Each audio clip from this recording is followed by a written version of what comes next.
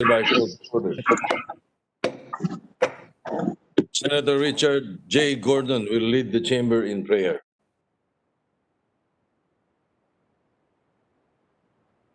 In the name of the Father, and of the Holy Spirit, of the Son, and of the Holy Spirit. Amen. Heavenly Father, we pray for your mighty protection as the whole world grapples with an unseen and deadly enemy. Guide the hands of the people as well as their minds who are trying to create a vaccine or a weapon against the COVID-19 virus, that they might come up with a very effective one. There is no earthly disease, sickness, or disaster that is too big for you, O Lord. You and your healing, Almighty God, will take us to pass these days of sadness.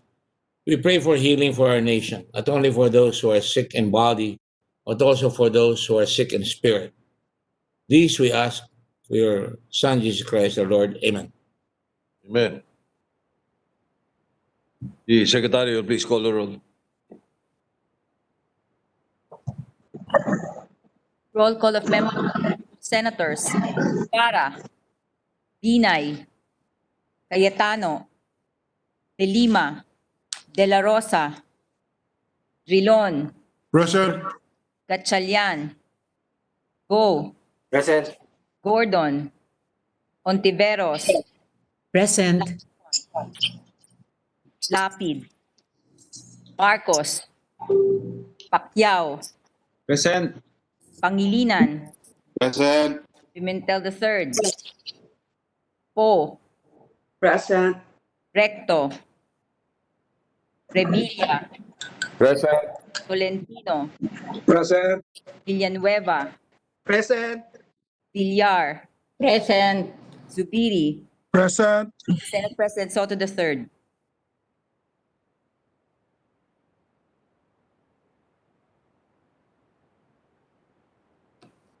Four and 17.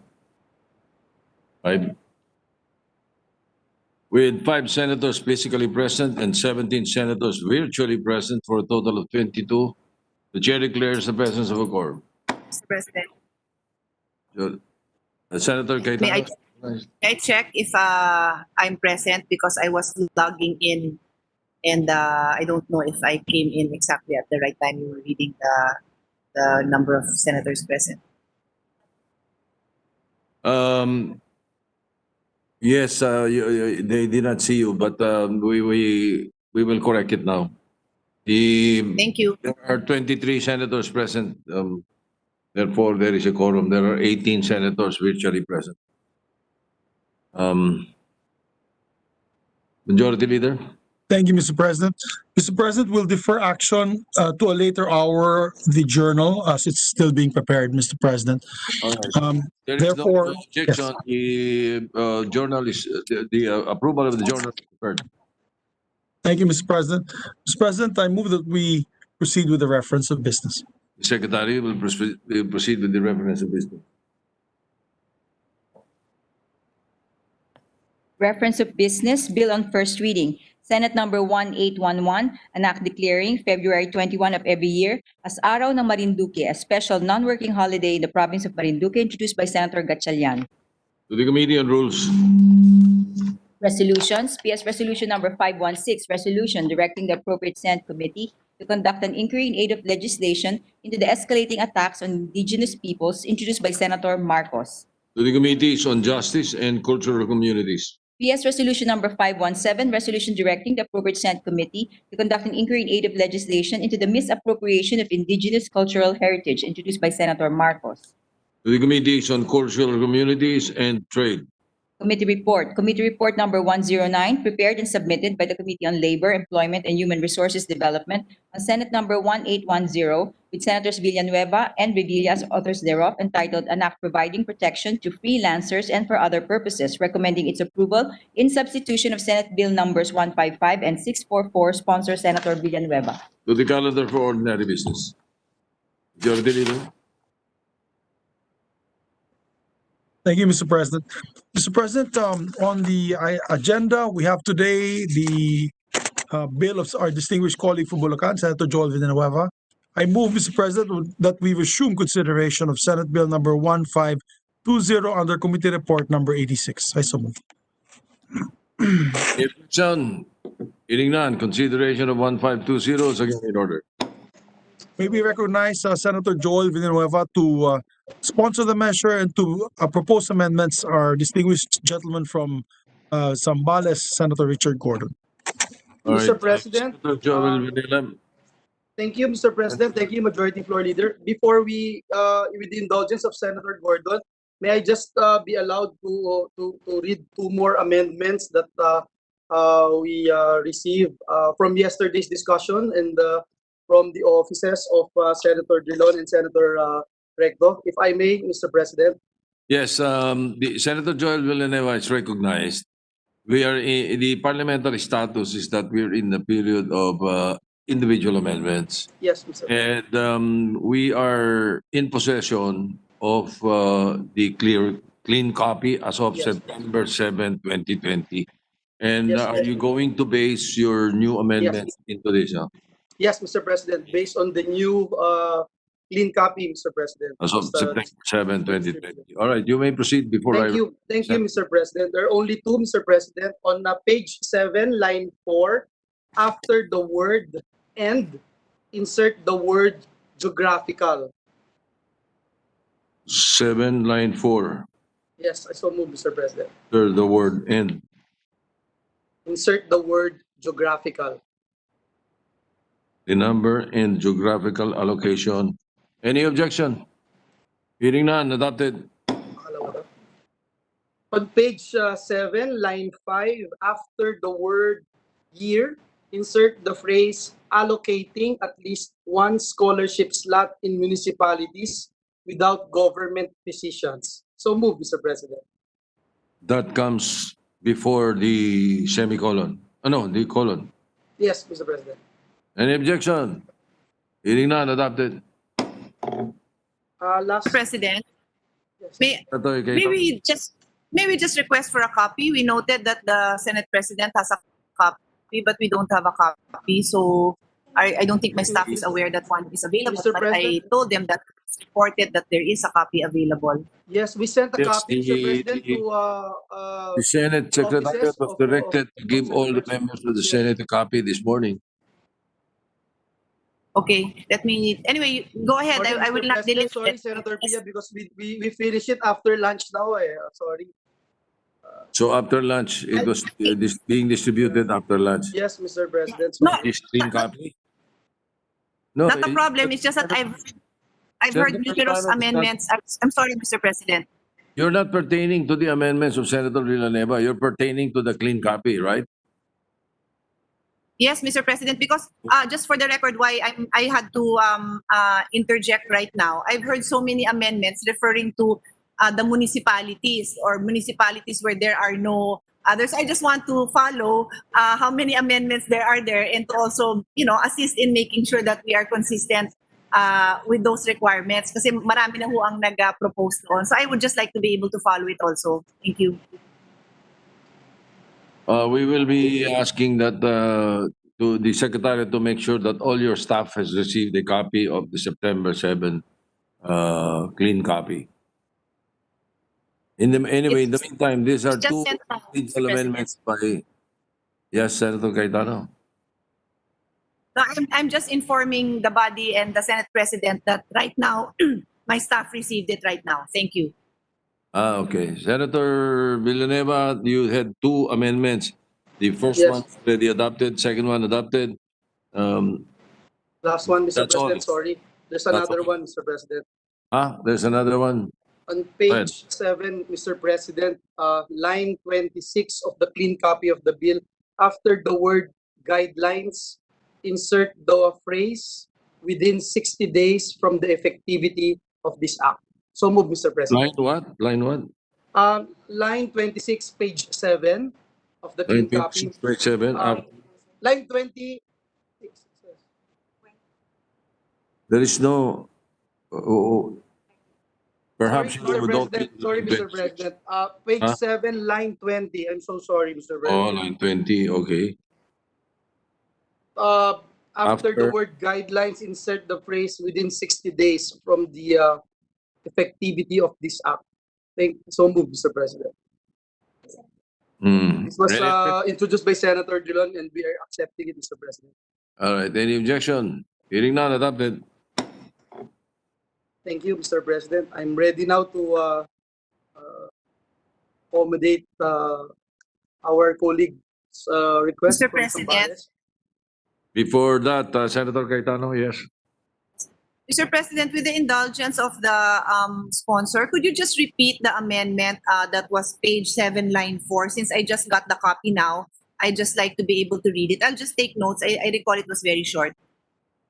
Uh, The first amendment. the first amendment, yes, we on page 7, line 5, after the word year, we inserted the phrase allocating at least one scholarship slot in municipalities without government physicians. Thank you. Thank you. All right, Senator Richard Gordon, gentleman from Zambales is recognized. Thank you very much, Mr. President. Mr. President, would the gentleman yield to my amendments that our staff have discussed yesterday and today? President, to listen and consider, Mr. President, the gentleman's desire, Mr. President. Thank you, Senator Gatchalian. Senator Villanueva, Mr. President. Villanueva, thank you. Sorry for the trouble. We are region mates, Mr. Chairman, Mr. President. Thank you. What is it? Mr. President, the amendments are as follows. On page 2, line 29. Mr. President, page 2, line Line 29. 29. Saan?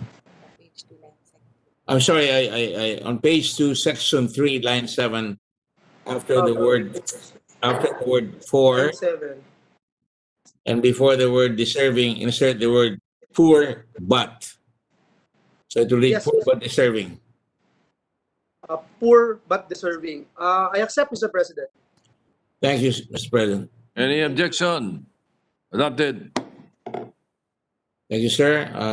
Second amendment is pertains to page 6, section 8, line 5. Page 6, line 5. Section 8, line 5. After the word available and before the word shall. Mr. President, I'm sorry. Is it page 5 or page 6? Page 6. Page 6, sir. Page 6, section 8, Page 6, line line 5. 5. Okay. After the word available and before the word shall, insert the lines or health or medical research within the Philippines in a public institution or any international organization accredited by DOH or full-time teaching in a public institution. That's the amendment, Mr. President. What does the sponsor? If I Mr. may President, explain, this just allows a wider latitude for choice. Doesn't mean that when they go in there, they will be allowed to go out and skip their obligation to the state. It also adds more positions just in case they want to choose to be, let's say, with World Health Organization or other organizations like the International Red Cross, etc. Mr. President. What does the President, sponsor say? Mr. President, I understand where the distinguished gentleman from Zambales is coming from.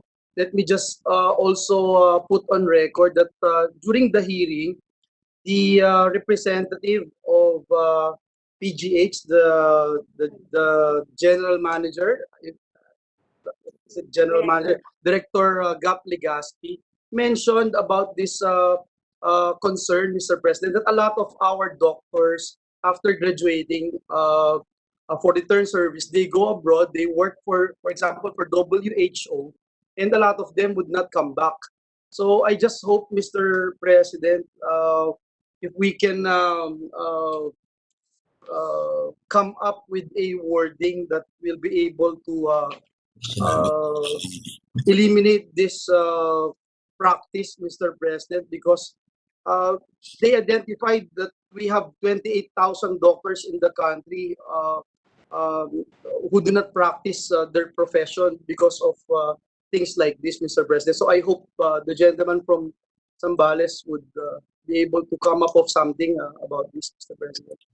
Mr. President, we could add another line to it after the word in a public institution.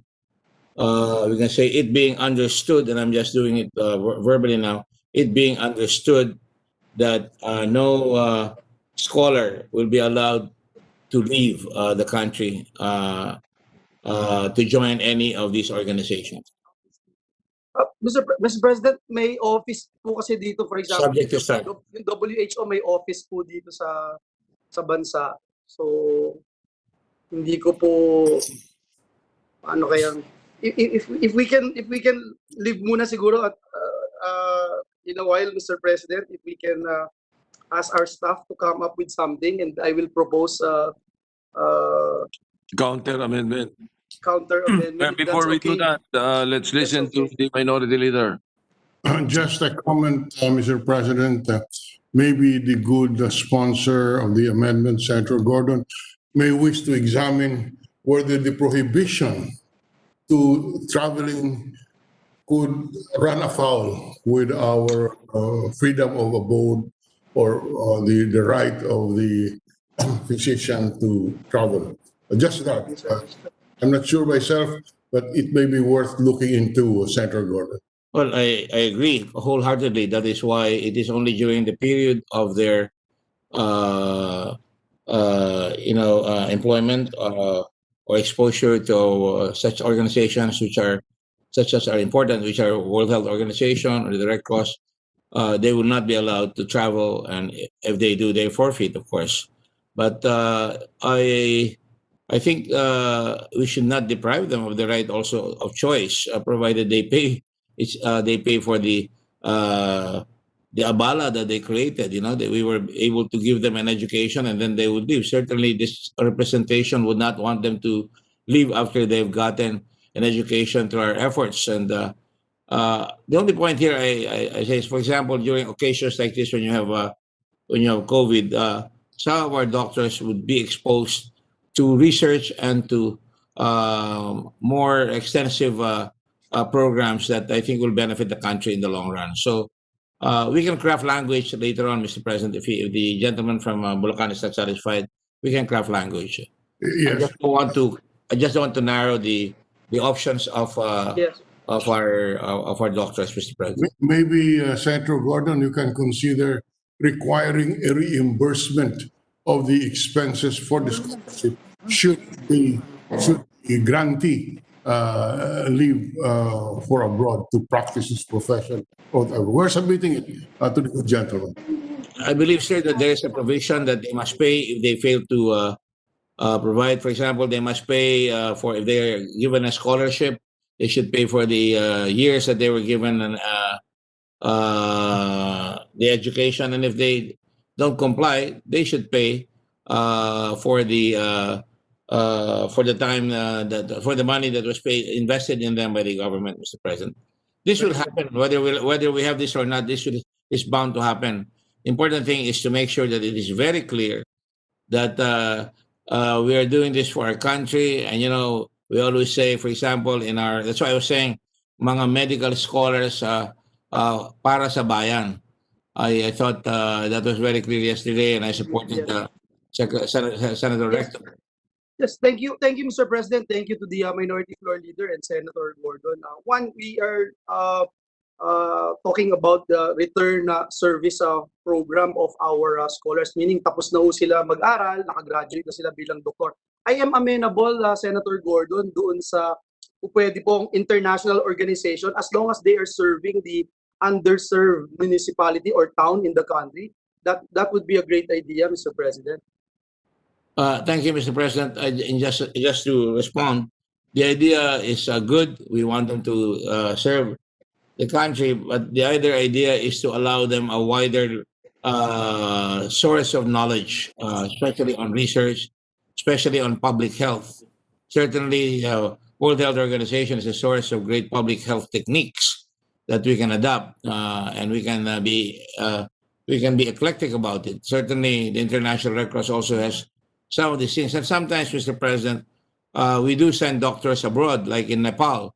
The Philippine Red Cross sent doctors to Nepal, and they were mostly volunteers, and they came back. And also, not only there, but during the Ebola, we sent people there as well, and they came back. Of course, the concern of Senator Giron is well taken. They have to come back. And in the first place, even if we put this here, we cannot just say that because it would be in violation of the right to travel under the Constitution. It will not. It will be very hard to enforce that. But you know, it's just we put in all the signals that indicate that if they travel, they have to pay, and that if they travel, it is considered welching on the noble intentions of this proposal. If we can lay it on the table for a while and let's come up. I agree with the intention of the distinguished gentleman from Zambales, and I think he also believes that what we wanted to accomplish here is to increase the number of doctor to population ratio in the country, and that's what we wanted to do. If I be given some time, Mr. President, to make a counter proposal later on, Mr. President, I would appreciate it. Willingly, Mr. President, I would like to sit down. Our staff should sit down. Actually, I have something ready here, but I'd like to listen to the gentleman from Bulacan already. Please, Mr. President, if you want to. Well, it's not perfect yet, but I think we can say for our health or medical research within the Philippines in a public institution, certainly that is the intention is very clear that this will be within the Philippines and to continue, or any international organization accredited by DOH for work for the underprivileged sectors within the Philippines. Yes. Yeah. I think that should be good already. I agree, Mr. President. I will accept if that's the amendment, Mr. President. Thank you very much for your. Thank you, Senator Gordon. Thank you. You surprised me. How does it go again now? The wordings mentioned by the distinguished gentleman from Zambales, Mr. President. Maybe, perhaps if we mention it again, Senator Gordon. May I read it, Mr. President? It says Please, how will it read now, please? on page 6, Page 6, line 5. section 8, line 5, after the word available and before the word shall, insert the lines, and I quote, or health or medical research within the Philippines in a public institution or any international organization accredited by DOH for work for the underprivileged sectors within the Philippines or full-time teaching in a public institution. I accept, Mr. President. All right. Gladly accept the amendment. Accepted. Any objection? Hearing none, adopted. And then under on the matter of plantillas, Your Honor, I indicated that yesterday. On page 7, section 12, Page line 15, Line 15. 915, yes. after the word schools, insert the words and plantilla positions, Mr. President. Medical schools and plantilla positions. Is that Yan. how it will read? Okay, Mr. President. What's the sponsor say? We accept, Mr. President. Accepted. Thank Any you. objection? Hearing Thank you, none. Mr. President. On page 7, section 12, line 29, insert the following paragraph.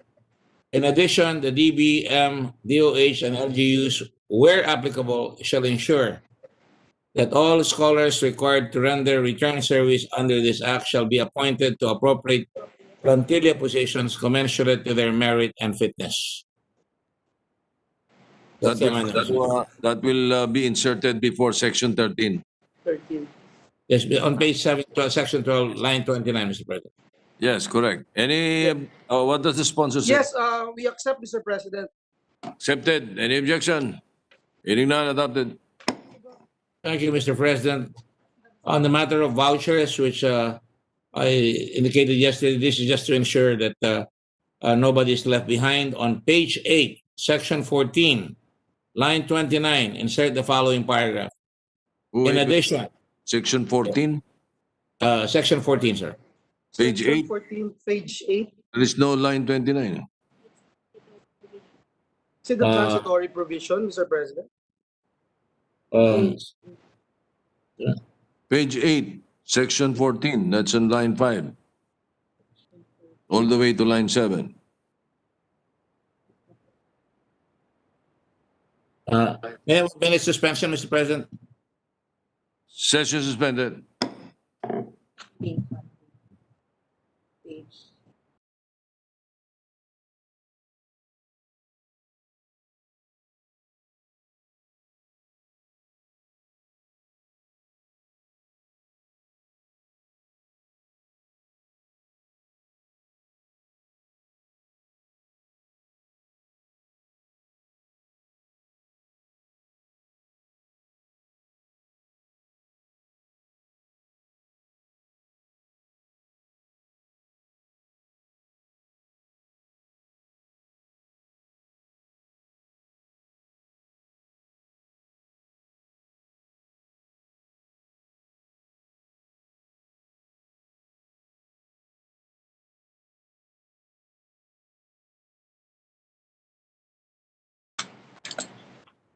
Ready to resume, Mr. President.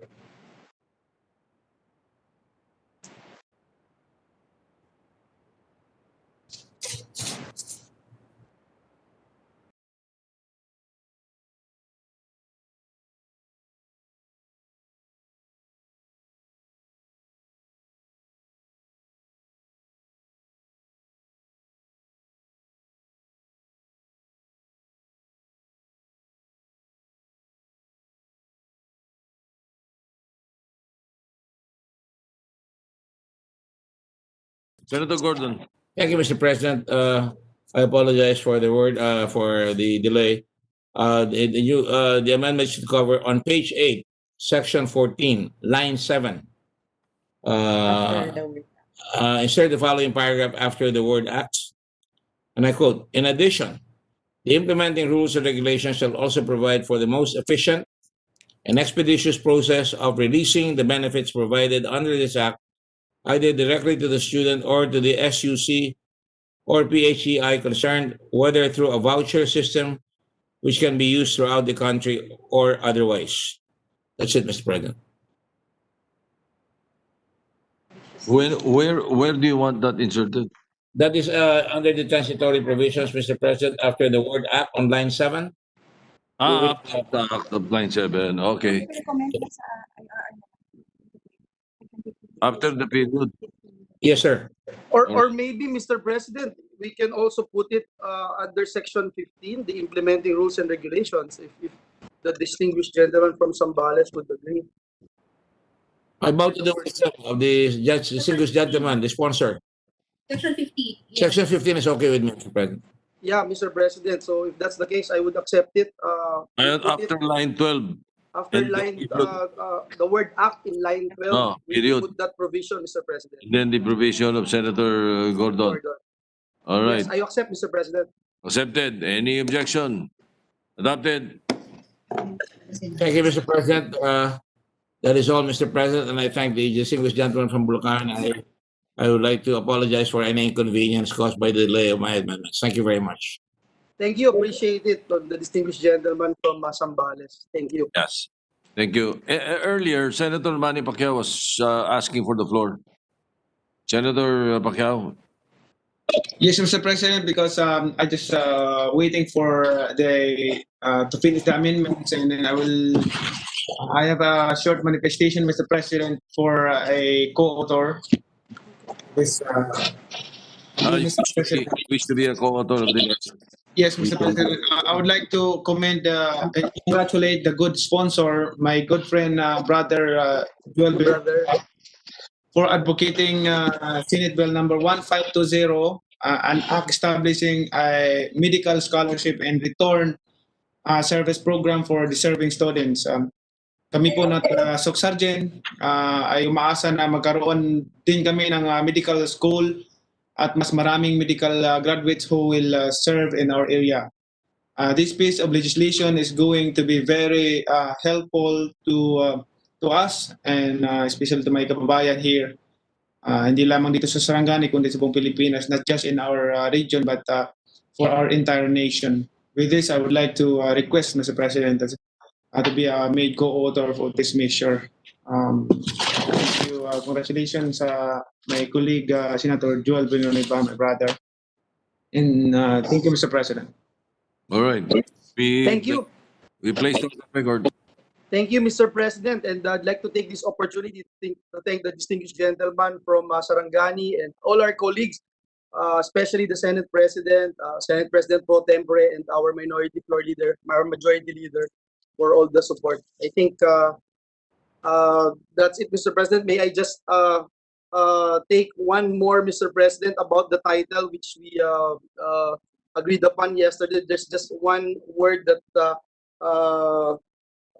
needs to be removed, Mr. President. So may I just move, Mr. President, for the title to clarify again that our proposed title should be an act establishing a medical scholarship and return service program for deserving students with a view of achieving the one town, one doctor and appropriating funds therefore and for other purposes. So move, Mr. One President. town, one doctor program. Wala na po yung program, Mr. President. We're just removing the word program. So You're it's removing the goal also, di ba? view of achieving the one town, one doctor, and appropriating funds therefore and for other purposes. Yes, you are removing the goal of. The program, just the word program, Mr. President. So you're retaining achieving the goal of. Wala po yung goal, Mr. President, sa It's here in the clean copy. in the clean copy. I'll read to Oh, you. yeah, what we sorry, have Mr. here. President, sorry, Mr. President, there's a mistake on our part. With a view of achieving the goal, yeah, we removed the view of achieving the goal. Oh, so bale, they're deserving students with a, Merong goal, sorry, Mr. President, merong goal with a view of achieving the goal of one town, one doctor. We are only removing the word program, Mr. you're President. removing the program. Sorry, Mr. President. Achieving the goal of one town, one doctor. You achieving the goal of one town, one doctor. I suggest that you review what you're proposing. Parang it doesn't sound correct English. With the view of achieving the goal of one town, one doctor. What? One town, one doctor, what? Of having one town, One doctor. one doctor. Of having, we can, Mr. President, I think the majority leader The is view correct. Of having. of having a one town, one doctor dapat. Or having If you want to shorten the title, the suggestion would be with the view of having one town, one doctor and appropriating funds therefore. Yes, Mr. President, that's a better Of having one town, one doctor, bitin pa rin? parang bitin. Mr. President, maybe one town. Why do you want to remove the program? It's really a program. It's a one town, one doctor program. Galing tong program. So we want to achieve that program. We do not want to achieve a one town, one doctor, what? The idea, Mr. President, is to ensure that the focus of the measure is the medical scholarship and return service program. That is the only program we wanted to emphasize more than anything, Mr. President. That's the reason behind it. Because there's no one town, one doctor program currently. Oh, what you can do would be an act establishing a medical scholarship and return service program and appropriating funds therefore and for other purposes. That would be the best title. I would love that, Mr. President. If my distinguished colleagues would agree, I would Mr. President, title if you want. Senator Perfecto, recognized. yes, this is an amendment I made yesterday, Mr. President, which is Yes. approved by the body. Because there are amendments in the bill which talks about the goal of achieving a one town, one doctor. And we incorporated that in the title, that the DOH and the CHED should strive to have a doctor per town. Maraming towns in the country na wala tayong doktor, Mr. President. No? So not only in the deployment, but also in the scholarship grants to be given to deserving poor students who may want to be doctors, Mr. President. And that's why it will be good to have it in the title as well.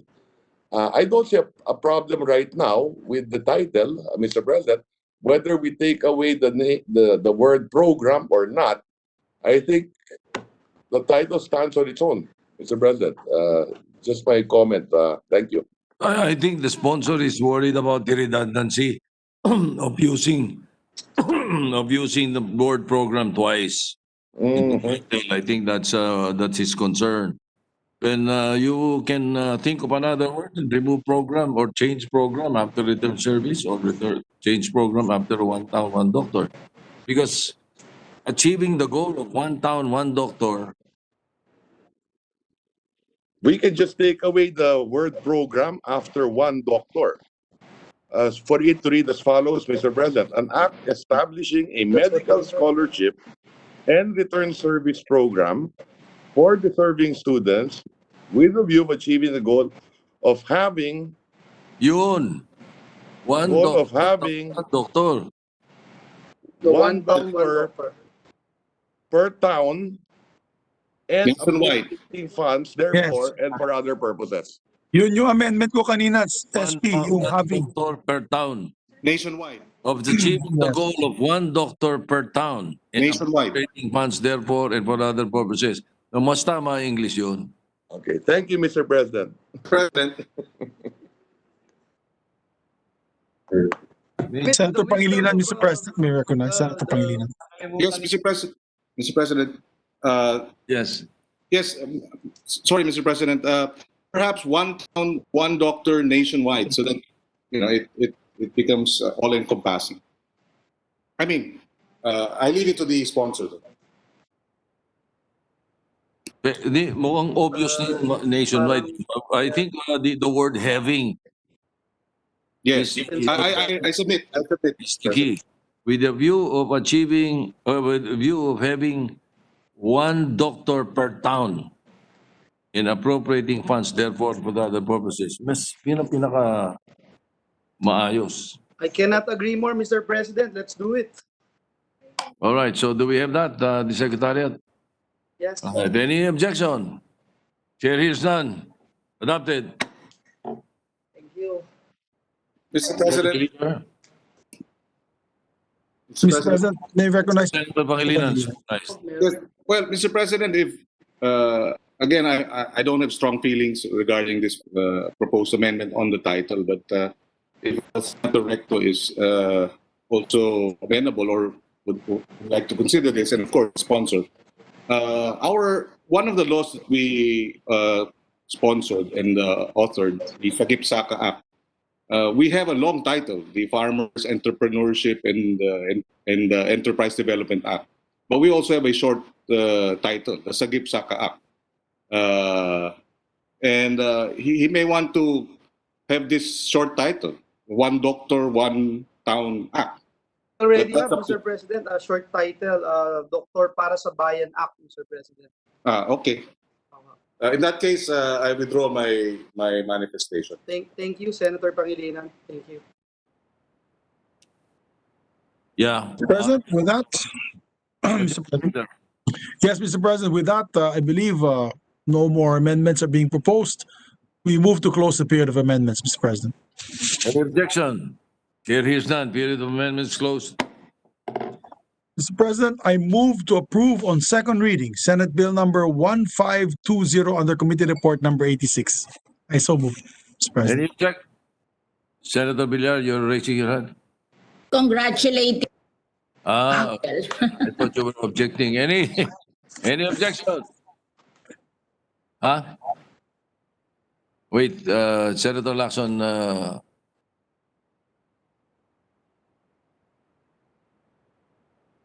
hindi na ang title. Senator Lacson wants to be clarified with the title. The title will now be read, an act establishing a medical scholarship and return service program for the serving students with a view of having one doctor per town and for achieving one doctor for every town and appropriating funds therefore and for other purposes. That would be the title, subject to style. Yes. All right. Any objection? Senator Lacson is recognized. If this is still proper, Mr. President, I would suggest that we delete from with up to program. So not establishing a medical scholarship and return service program for deserving students and appropriating funds therefore and for other purposes. That was my original proposal. Yeah, I agree with you, earlier. Mr. President, because it sounds like it's in aid of legislation. If we include the phrase with a view of achieving the goal, it's already there in the measure, Mr. President. So if you're talking of the title, I would agree with you that we delete starting with the word with all the way to program. Mr. It's just a President, suggestion. I'm not.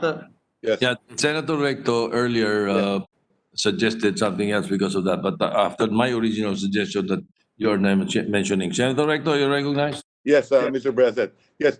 Well, this was an amendment I made yesterday, considering the other amendments that we incorporated in the bill, Mr. President. And it would be good to have it in the title that we want to achieve one doctor per town, Mr. President, at the very least. Not only in the deployment, but also in providing the scholarship. There are many towns today without doctors and many towns today that you do not have physicians who came from the town. Ang mga pilosopo rito, no, pagka sinabi mong achieving or having a one doctor per town in appropriating funds, baka sabihin nila, isang doktor lang pala kailangan, paano kung dalawa? O It could be, Di it could be ba more, dapat Mr. natin President. at least one doctor per town. Hahaba na eh. Hindi ka, pero that is the practical thing to say because when you say one doctor for every town, ba ibig sabihin nun gusto natin isang doktor lang, satisfied na tayo. But we don't want that. We want more doctors actually. That is correct. That is correct, Mr. President. Senator Gatchalian is recognized. Mr. President, I was conferring with Senator Lacson as to the title and also the objective of the title. Maybe request Mr. President to ask for a 1-minute suspension to confer with the Senate President on this matter, Mr. President. All right, session is suspended.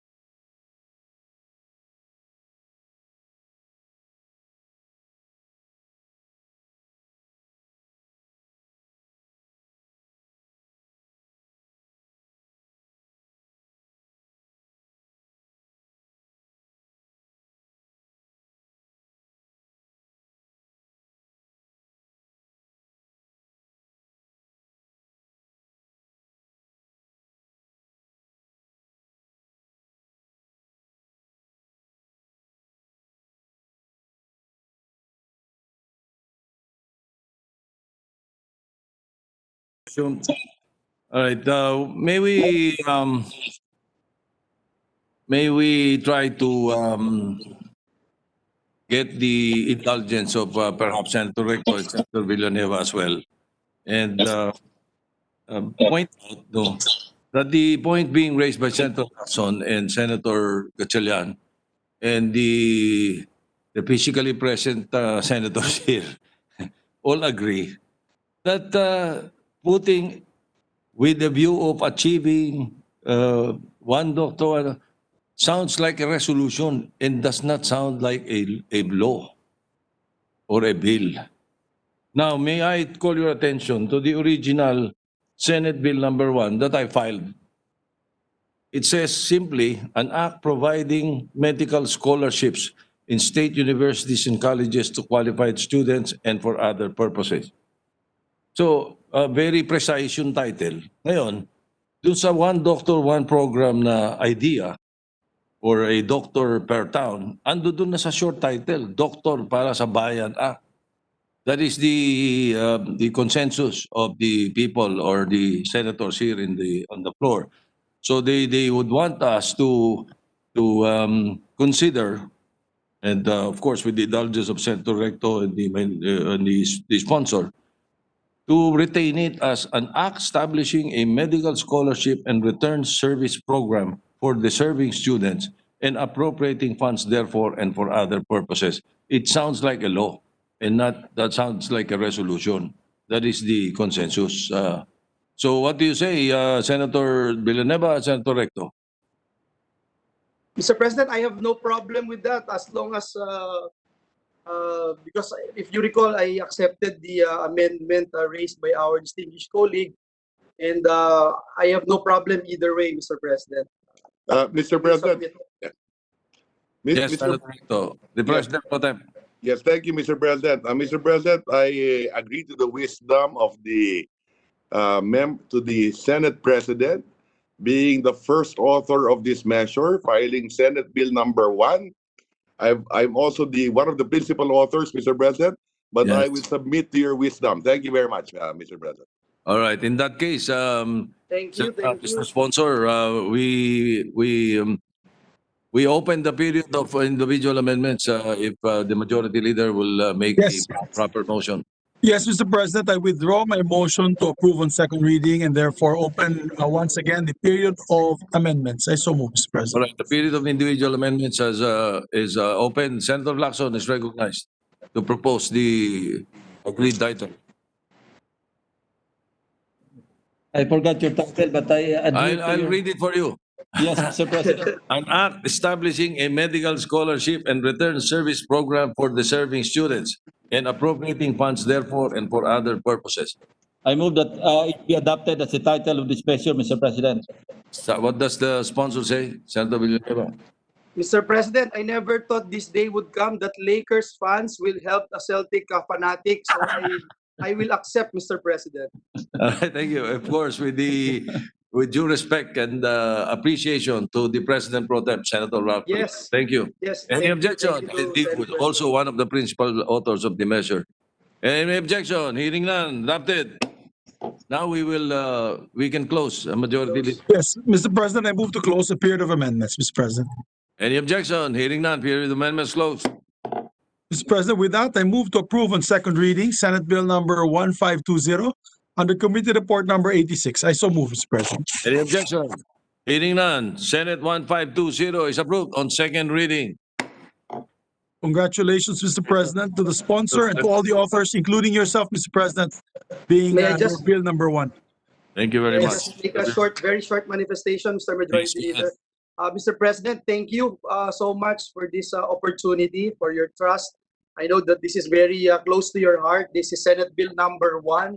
And thank you for attending committee hearings. Thank you to all our co-authors, Senator Ralph Recto, our Senate President pro tempore, our majority leader, our minority floor leader, and all the senators supporting this measure. Really appreciate it. Thank you, Mr. President. God bless us all. Thank you. Thank you very much, Senator Villanueva. Senator Lacson is Yes, recognized. may I also be made as a co-author, Mr. President? Senator Lacson is made a co-author. And also, Thank you. Lolo Bato is also Made the co-author. Yes, You're already a co-author. All right, thank you. Yes. Majority Leader. Thank you, Mr. President. We move to suspend consideration of the same for third reading next week, Mr. President. Consideration of the measure is suspended. Mr. President, I believe there's another reference of business if it's ready to be read. That's the Yes. resolution honoring the Garcia family. Yes, there is additional reference of business. I move for the reading of the additional reference of business. I will proceed with the reference of business. Additional reference of business, message from the House of Representatives. Letter from the House of Representatives informing the Senate that on 2 September 2020, it adopted House Concurrent Resolution number 11 entitled Concurrent Resolution Providing for the Legislative Calendar for the Second Regular Session of the 18th Congress of the Philippines, in which it requests the concurrence of the Senate. To the archives. Resolution, PS Resolution number 518, resolution honoring and remembering the lives of service and the exemplary contributions for public service for the province of Cebu and for the nation of Mayor Nelson Gamaliel Fiel Garcia and Mayor Marlon Fiel Garcia, introduced by Senator Gordon. To the Committee on Rules. Majority Leader. Thank you, Mr. President. With that, Mr. President, I move that we consider Senate Resolution number 518. I so move, Mr. President. Any objection? Hearing none, consideration is in order. Thank you, Mr. President. We ask the Secretary to read the title of the measure. Secretary will read the title of the measure. Resolution honoring and remembering the lives of service and exemplary contributions for public service for the province of Cebu and for the nation of Mayor Nelson Gamaliel Fiel Garcia and Mayor Marlon Fiel Garcia. Mr. President, may we recognize the distinguished gentleman from Zambales, Senator Richard Gordon, to sponsor the measure. Senator Richard Gordon, gentleman from Zambales, is recognized. Thank you very much, Mr. President. It's rare that a parent has to bury his children, Mr. President. It's not supposed to happen that way. But in this particular case, that struck twice in 1 week to our good friend, former Speaker Pablo Garcia and former Governor of Cebu, Pablo Garcia. It also struck Governor Gwen Garcia, who's the eldest among the siblings, due to the death of her brothers. Mayor Nelson died at 61 years of age, and Mayor Marlon died at 58 years of age. They died September 1 and September 6, respectively, Mr. President. Now, Mr. President, I don't want to say COVID strikes again, but nonetheless, no matter where what caused the deaths, certainly is something that deserves our sympathy, because losing sons in 1 week is really terrible. It's really a shock. It really is devastating. And I'm sure the Garcia family are totally devastated. And I thought that the Senate would show its humanity and its sincerity to fellow Filipinos who serve like us in the country, that we condole with them in their great hour of bereavement. Mayor Gamaliel Fiel Garcia of the municipality of the Manhug, he was a former mayor, Mr. President. And Mayor Marlon Garcia was the mayor of the municipality of Barili at the time that he passed away. Of course, Mr. President, Mayor Nelson Gamaliel Fiel Garcia of the municipality of the Manhug of the province of Cebu passed away on September 1, 2020 at the Chongwa Hospital. And of course, his brother also was reported to have died of COVID. I don't know if I'm revealing confidence, but I'm sorry if I have. Definitely, Mr. President, I think that this should also be seen by many, that one cannot be assured of his whole life, Mr. President, that he would be alive tomorrow or the day after tomorrow. That comes like a thief in the night, Mr. President. And as we can see, some of our good friends have recently gone on ahead. We talked about we talked about yesterday extensively the passing of Manay Ichu. And of course, all of us, I'm sure, during this pandemic episode in our history has been struck by deaths among our friends, even among our relatives, and I hope that is not the case. So having said that, Mr. President, I just want to give some highlights about Mayor Marlon Garcia and of course Nelson Garcia. He previously served, both of them serve as League of Municipalities of the Philippines president, and they represent the Cebu chapter, Mr. President. Mayor Nelson Garcia tirelessly contributed to the improvement of the lives of the people of the municipality of the Banhug. Mayor Marlon Garcia was passionate in his advocacy for the upliftment of the lives of the people of Barili, whom he served as mayor since the year 2016 and previously as vice mayor for the year 2010 to 2013. In 2016, through the hard work of Mayor Marlon Garcia, the municipality of Barili became one of the 10 outstanding local government units in Cebu under the Our Cebu program, and was also awarded as one of the most child-friendly LGUs in the province of Cebu.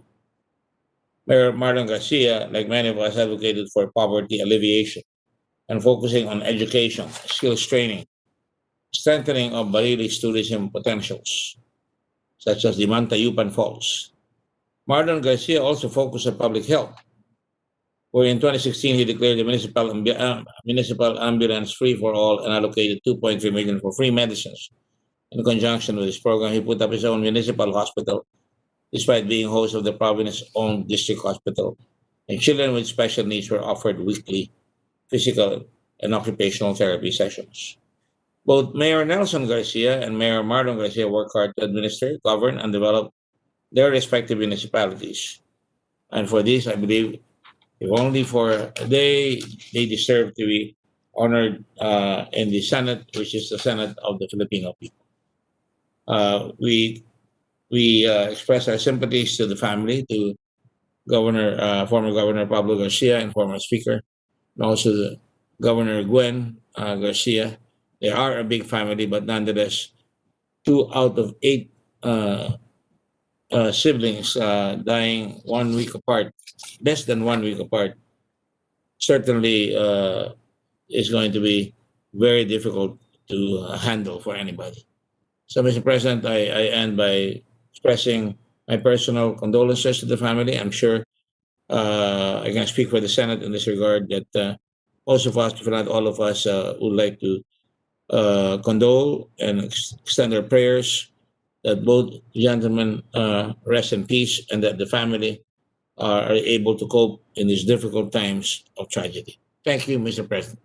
Thank you, Senator Gordon. As much as the Garcias are family friends of the Sotos in Cebu, and coming from Cebu, I wish to be made a co-author and co-sponsor of the Resolution 500 with your permission, Senator Gordon. Of course, Mr. President. Thank you. Mr. President. Mr. President, may I just make the motion, Mr. President, to make all members co-author, all members of the Senate co-author of the measure, Mr. President. I was just about to say that, and of course, parang pulis si Mitsubiri, kasi bilis ng pulis. Mr. President, yes, Your Honor, willingly, we would like, I'm sure all of us are human beings that care, and certainly it would be good for us to condole with the family. Thank you very much. All right, thank you. The Secretariat is directed to make all the other members of the Senate co-authors of the measure. Senator Pia would like to be recognized, Mr. President, before we approve the motion, approve the resolution. Thank you, Mr. President. I would also just personally like to condole with the family, to put on record my sincere sympathies for the siblings and the entire family. I am actually a fan and I frequent Dumanhog. I have slept there many times. I have biked in the area many times. I've visited, made official visits as well to Mayor Nelson during those times, and I had the opportunity to share his dreams for their town and the southern part of Cebu with Governor Gwen Garcia. It is with my personal, I want to extend my personal sympathies, my whole family, to the entire family for the demise of both brothers at this difficult time. Thank you, Mr. President.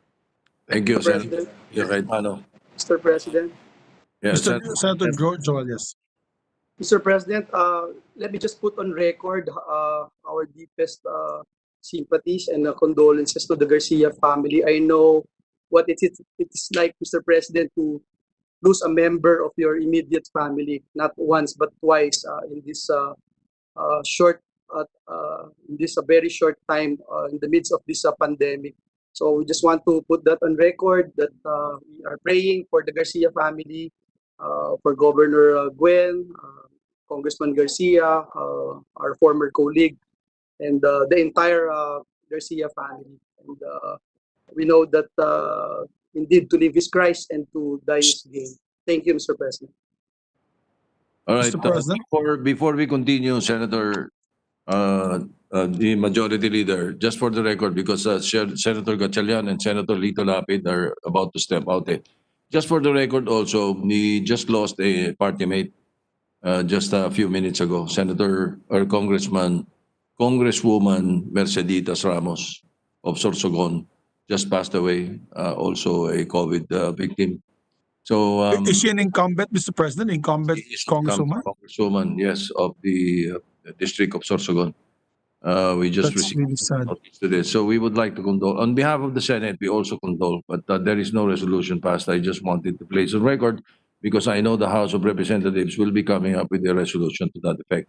So we just want to inform them that we also condole and sympathize, not because she is a past teammate of ours, but also because she is a legislator, member of the House of Representatives. Thank you. Majority Leader. Thank you. Thank you, Mr. President. And as well, Mr. President, we'd like to condole, our family would like to condole with the family of the Garcias. I've known Mayor Nelson very well because I was very close to Gov. Gwen and their family, especially the time when she was being ousted from the provincial capital and capital, I mean, and if most of you know Mayor Nelson, the older one, the older brother, he's the life of the party. He was such a jolly fellow, really, absolutely, terribly funny. Was so funny, and we would be in stitches with all these jokes, literally laughing to tears. So he was such a lively fellow, Mr. President. So when I found out that he passed away, it was sad for us because I knew he was quite close to his sister, always giving her brotherly advice, together with the other brother, the younger brother. No, it's quite sad for the family. So yes, Mr. President, we truly, truly condole with the family of the Garcias. Our deepest, deepest sympathies and condolences to all of them. With that, Mr. President, I move that we adopt Senate Resolution number 518, making all the members of the Senate as co-authors of the measure, Mr. President. Any objection? Hearing none, BS Resolution 518 is hereby adopted. Thank you, Mr. President. Mr. President, next on the agenda, we just have two items on the agenda really quickly, but the request of the request of Senator Joel is to sponsor his measure quickly with the permission, of course, of Senator Villar, who graciously agreed to allow Senator Joel to sponsor his other measure. So with that, Mr. President, I move to transfer from the calendar of ordinary business to special order Senate Bill number 1810 under committee report on number 109. I so move. Any objection? Hearing none, consideration, no, transfer, no? Transfer, Mr. President. Yes. So transferred. It is so transferred. Go ahead. Mr. President, with that, I move to consider Senate Bill number 1810. Hearing no objection, Senate Bill 1810's consideration is in order. Well, we ask the Secretary to read the title of the measure, Mr. President. Secretary will read the title of the measure. Senate Bill number 1810, an act providing protection to freelancers and for other purposes. Mr. President, may we recognize Senator Joel Villanueva, our distinguished chairperson of the committee, to sponsor the measure. Senator Joel Villanueva is recognized. Thank you, Mr. President. Thank you, Majority Leader. Mr. President, distinguished colleagues, in line with our efforts to support our workers' transition to a new normal, I take the honor of respectfully presenting to you Senate Bill number 1810, or the Freelance Protection Act, under Committee Report number 109. We have our co-authors, Senator Sani Angara and Senator Bong Revilla. Let me start with a question, Mr. President. What comes to your mind when you hear freelancing? In an informal survey that we conducted, one of our respondents said that freelancing is discharging the force of your skills into work you love. Hindi po nalalayo ang interpretasyong ito sa malimit na impresyon ng marami tungkol sa mga freelancer. Mga taong sumusunod sa kanilang passion sa buhay. Kahit na maliit lang o halos walang kinikita, ang mahalaga po ay ini-enjoy nila ang kanilang trabaho. While we were searching for Tatak TESDA success stories back in 2014, I heard the story of a freelance computer programmer from Cavite who earned 7.5 million pesos in 2013, or an average of 20,547 per day, by creating mobile apps and software programs. He got online clients through Elance or Odesk, which is now relaunched as Upwork, the largest freelance talent marketplace in the world. This success story made us think how the traditional employee-employer relationship is getting outdated as the contemporary digital technology and society advances. We have also learned more about freelance job, especially the kind of services that freelance creatives or workers in film and advertising perform amid the ABS-CBN's failure to get a new franchise. Yet, freelancing is no longer confined in the creatives, Mr. President, and not merely to jobs requiring physical presence. Indeed, during this COVID-19 pandemic, Mr. President, during this COVID-19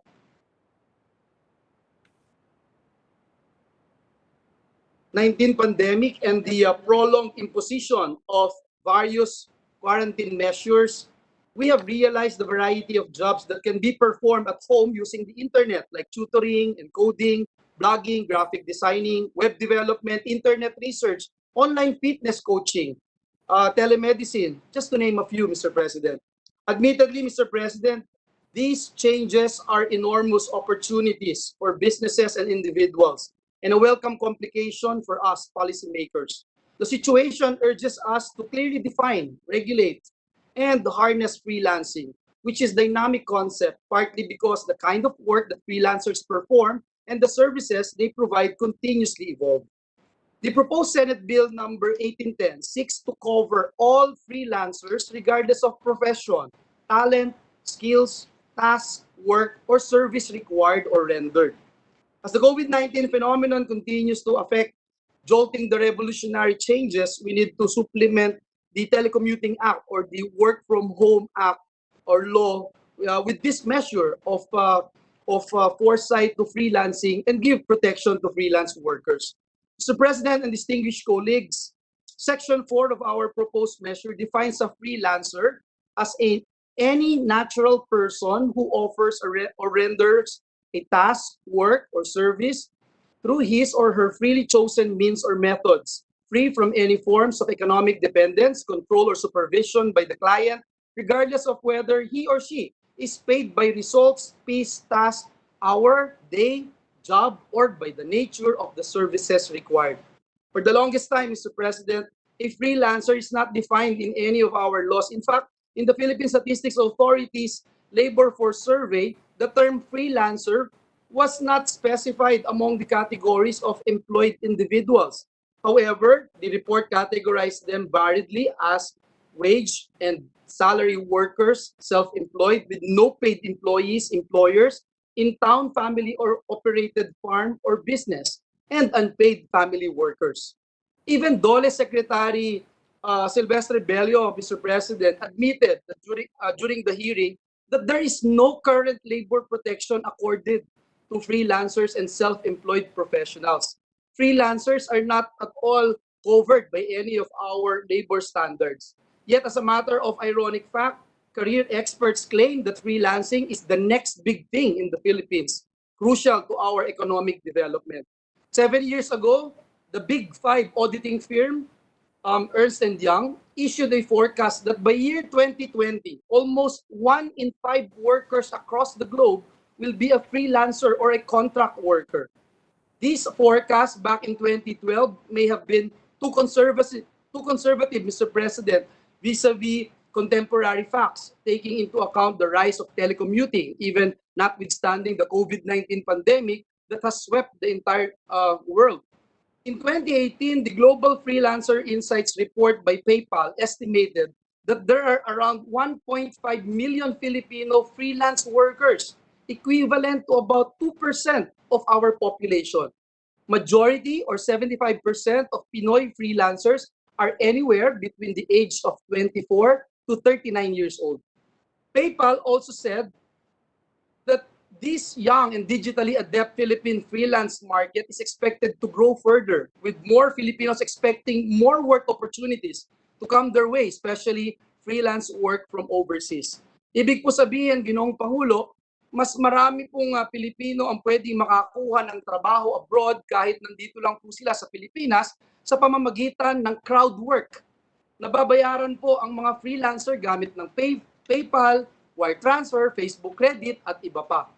According to the PayPal Global Freelancer Study and cited by the Manila Bulletin, 9 of 10 freelancers in the Philippines are under 40 years old, giving the segment of a strong millennial slant. Indeed, more and more young people are attracted to this work arrangement, and that the reasons for this is obvious. The younger generations are not only tech savvy, which make them suited for crowd work, but they also want flexibility and autonomy. In short, they are skewing the traditional 9 a.m. to 5 p.m. jobs and choosing to be their own boss. However, Mr. President, while freelancing is undoubtedly a millennial thing or a Gen Z phenomenon, we believe that the changing landscape of employment and global labor market now will also open opportunities for older, more mature workers to participate in freelancing market. This bill aspires to give assurance to all freelance workers that they also have labor rights under the law. Unfortunately, the freelance sector is very much prone to abuse. Kaya nga po doon sa New York, nagpasa po sila ng batas noong 2017 at tinawag po nila Freelance Isn't Free Act. Dahil po sa dami ng hindi nababayarang freelancer o independent contractor doon. Most freelancers are typically underpaid as they are not aware of how much they should charge for a project, especially on work on demand, which are place-based and geographically limited, like those jobs performed by photographers and makeup artists.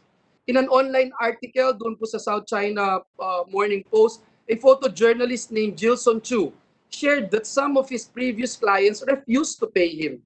A Philippine daily newspaper hired him for an advertising shoot, offering 15,000 pesos for the job. Jilson said that after more than a year, and despite repeated attempts to secure payment, the publication has failed to cough up. Another freelancer makeup artist, Jill Felix, narrated that it took him more than 8 months to get the 5,000 payment for an agency job. It's only because of his existence to call the agency every week that they paid him. In another instance, Felix was cheated. His client replaced him a few days before the wedding and ended up not getting paid at all for the prenuptial shoot. Both Gilson and Felix think that the absence of formal written contract from their clients put them into a situation where they have very little recourse through the law. For this purpose, Mr. President, SBN 1810 requires the hiring party and the freelance worker to enter into a written contract or a document, whether electronic file or printed copy, reflecting the mutual consent of the parties to be bound by the terms and conditions of their freelance work engagement and consideration for the services rendered by the freelancer. That is in Section 4, letter G of our proposed measure. Kapag naisabatas nga po itong panukala, hindi na po aabuti ng siyam-siyam bago mabayaran ang mga freelancers gaya ni Gilson at Jill. Kaya nakasaad din po sa SBN 1810 na dapat bayaran ng buo ang kliyente ng isang freelancer sa loob ng 30 days pagkatapos makumpleto ang trabaho at serbisyo kung wala po silang napagkasundo ang takdang araw sa pagbabayad. So Mr. President, this bill, I would like to put on record, mandates DOLE also to conduct seminars on the legal recourses available to freelancers. And as far as practicable, encourage the parties to a freelancing agreement to avail of the alternative dispute mechanisms. Batay po sa ating mga panayam sa mga freelancers, marami po sa kanila ang hindi nakakaalam kung saan sila pupunta kung sakaling hindi sila mabayaran o kulang ang ibinayad sa kanila. In fact, Mr. President, we heard stories where the freelancers opted to credit it to experience na lang in the end because of the lack of knowledge on the legal remedies available to them. Mr. President, the bill also ensures the rights of a freelancer, including but not limited to standards for freelance work, right to access their own data and information, right to affordable and adequate financial services, right to education and skills training, right to social protection and social welfare benefits, right to simplified tax registration, filing and payment system, and right to redress of grievances, including alternative dispute resolution. Bago pa man po ang COVID-19, halos 2 milyong Pilipino na ang nagpi-freelance. Dahil po sa pandemya na nararanasan natin ngayon, naniniwala po tayo na higit pang marami ang nagkaroon ng interes sa freelance work. Napapanahon na po para kilalanin natin ang karapatan ng mga Pinoy freelancer. Thus, Mr. President, I urge this august body to immediately approve the passage of this bill. Again, thank you so much, Mr. President, and may God bless us all. Thank you, Mr. President. May we also recognize this distinguished gentleman from Cavite, Senator Ramon Bong Revilla Jr., to also co-sponsor the measure. Senator Bong Revilla is recognized. Thank you, Mr. President. Freelance workers have been actively participating in the various industries of our economy for years now. And their numbers have been increasing when the use of information and communication technology paved the way for the availability of more online jobs prospects.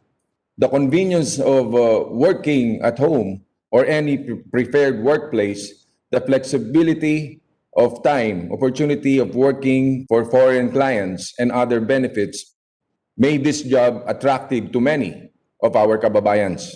Not surprisingly, the market welcomed and preferred Filipino freelancers because of their innate talent, natural creativity, and multifaceted skills, as well as their acquired training and specialization, and their dedicated professionalism and hard work.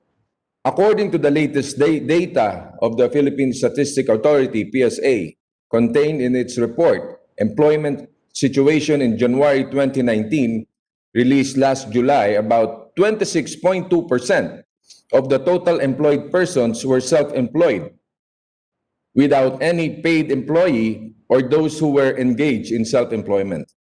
The unpaid family workers made up 4.7%, and the employer in own family-operated farm or business 3.3%. Meanwhile, the data of the Social Security System, SSS, as of 2019 shows that there are around 11.07 million self-employed persons in the country, or about 29% of the estimated 38 million SSS members. Around 4.5 million, or 40% of the 11.07 million self-employed have already registered with the SSS. Those numbers, however, might not have captured all the freelance workers. Thus, there is a need for more accurate data. The Department of Labor and Employment, DOLE, does not have any related statistics because of the absence of employer-employee relationship in their case. Ginoong Pangulo, dahil sa kakulangan ito sa datos, hindi nabibigyan ng sapat na proteksyon at pagkakalanlan ang freelance workers. Nalaman natin noong nakaraang pagdinig ng Senate Committee of the Whole na isa sa mga labis na naapektuhan ng COVID-19 pandemic ay ang mga freelance workers. At sa mga kasamaang palad, isa rin sila sa hindi nabigyan ng ayuda mula sa pamahalaan. We heard the plea of freelance workers, especially those in the film and audiovisual industry who were severely affected by the pandemic. Mr. President, I sincerely believe that this is the perfect time to enact a law that will promote and protect freelance workers. Prior to the pandemic, we have already seen the competence and anticipated growth of Filipinos in freelance work. Now that COVID-19 brought new challenges to our people, freelance work offers viable and safe option to those who lost their jobs or who opt to shift their careers. Confident that this is a worthy instrument in helping our Filipino workers, it is my honor to co-sponsor Senate Bill number 1810 under Committee Report number 109, entitled An Act Providing Protection to Freelancers and for the Other Purposes, or the Freelancers Protection Act. I would like to thank the chairperson of the Committee on Labor, Employment and Human Resources Development, Senator Joel Villanueva, for including in the said committee report, Senate Bill 644, that this representation authored. This piece of legislation ensures the rights of the workers as provided by the Philippine Constitution and the Labor Code, as well as the various international instruments and standards on labor. It likewise provides for standards for freelance work, which shall be implemented by the Department of Labor and Employment. The bill also intends to create a registry of freelancers or freelancers associations. Among others, this will aid the government to gather accurate statistics and database that will in turn allow it to reach them for the provision of support and assistance. This measure likewise mandates other concerned agencies such as Department of Information and Communication Technology, DICT, Department of Transportation, DOTR, the Department of Trade and Industry, DTI, and the Technical Education and Skills Development Authority, TESDA, to provide the necessary support, such as data security, financing, training, and grievance mechanism needed by freelancers to start and sustain their careers. To strengthen the linkage of freelance workers to the government, particularly in ensuring both their benefits from the contributions to the economy, there will be simplified processes for their membership and contributions to Social Security system, Philippine Health Insurance, PhilHealth, Home Development Mutual Fund, HDMF, and Bureau of Internal Revenue, BIR. Sa ating pagtahak na tinatawag na new normal, maraming pulisiya at programa po ang kailangan nating gawin upang makabangon muli ang ating ekonomiya. The Philippine Statistics Authority, PSA, pegged the unemployment rate to 10%, accounting to 4.6 million unemployed Filipinos in the labor force in July 2020. Ito ang naging epekto ng COVID-19 sa ating mga manggagawa at sa ating ekonomiya. Umaasa po ako na sa pamamagitan ng pagbasa natin ng panukalang batas na ito ay may ibsan ang mga suliranin na pinagdadaanan ng ating mga mamayan at ng ating bansa sa kasalukuyan. Maraming salamat po, Ginoong Pangulo. Mr. President. Mr. President. Angara, is recognized. Thank you. Thank you, Mr. President. I want to congratulate our seatmate, Senator Joel, the chairman of the Committee on Labor. He never seems to stop working amidst this pandemic, and we congratulate him for that. And we thank him for including some of the provisions from the Digital Careers Bill we filed some months back. And it's truly, I think, a welcome bill in light of the disruption caused by the pandemic. And congratulations, Senator Joel. And thank you, Mr. President. We'll be submitting a co-sponsorship speech to be inserted into the record, Mr. President. Mr. President, may we recognize also Senator Manny Pacquiao, our pambansang kamao, Mr. President?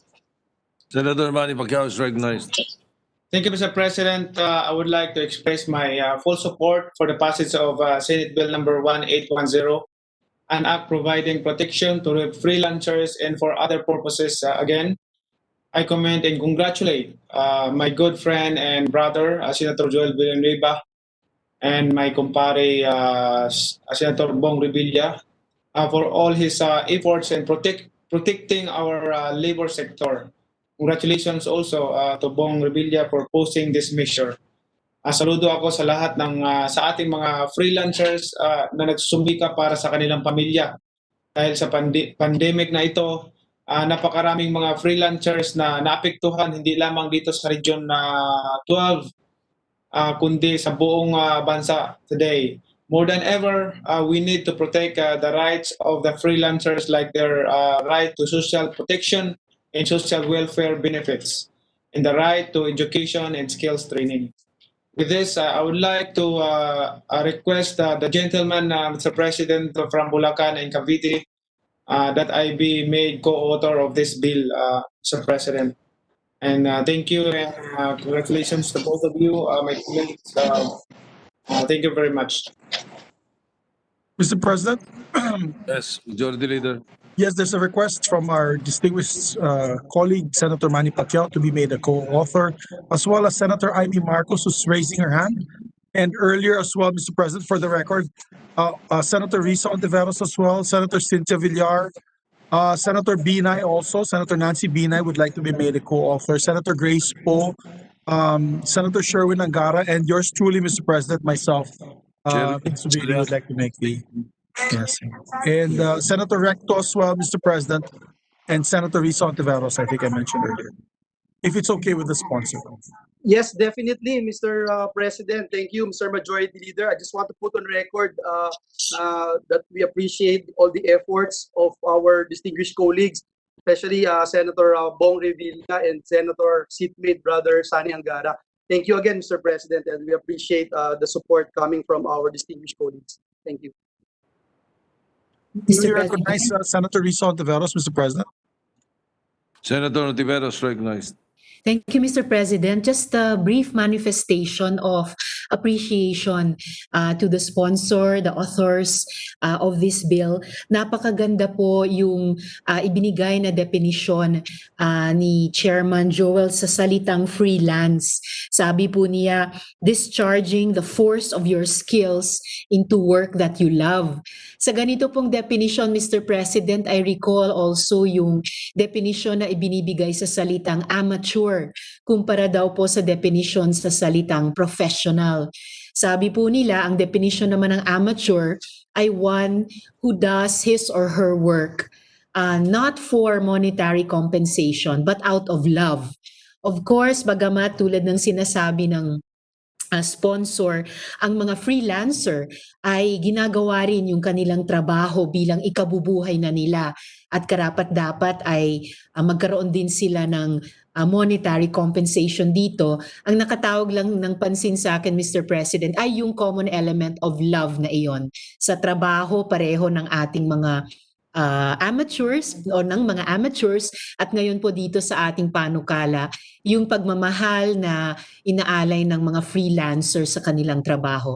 And I share the good sponsors' full intention na i-extend yung mga karapatan at kagalingan ng mga working people na nakapaloob na sa ating labor code at mismo dito sa ating bill dun sa mga freelancers. So salamat po sa good sponsor. Salamat, Mr. President. Thank you. Right, Majority Leader. Yes, Mr. President, Senator Grace Poe wishes to be recognized, after which Senator Amy Marcos. Senator Grace Poe is recognized. Yes, I'd like to congratulate Senator Joel for passing this measure, especially now during this pandemic. Marami talaga mga freelancers na nangangailangan ng tulong, lalong-lalo na sa industriya ng entertainment ng pelikulang Pilipino, yung ating mga artists na talagang freelancers naman yan. Maraming mga animators, marami sa digital technology ang mga freelancers. So maraming salamat. It is a very timely measure. Thank you, Mr. President. Senator Grace. Thank you. Senator Amy Marcos is recognized. Thank you very much, Mr. President. I would like to be a co-sponsor for this very good effort on the part of Congressman Joel Villanueva, Senator Villanueva, Senator Bong Revilla, Senator Angara, feeling bagets popo. I think I can lay claim to being the only practicing freelancer for decades here in the Senate, having produced in studio and online all manner of animation, post-production and effects, sound tracks, as well as graphics. I also reserve the right to recommend amendments later on at the right time for greater protection of our freelancers, particularly those who are deriving work online and are largely unprotected. Thank you very much. Amy, my seatmate in the House of Reps. Once again, Mr. President, may we recognize Senator Grace po. Just reacting to Senator Marcos, Mr. President, I don't think it's really such a downgrade to call Senator Villanueva Congressman. In fact, we feel like less than that.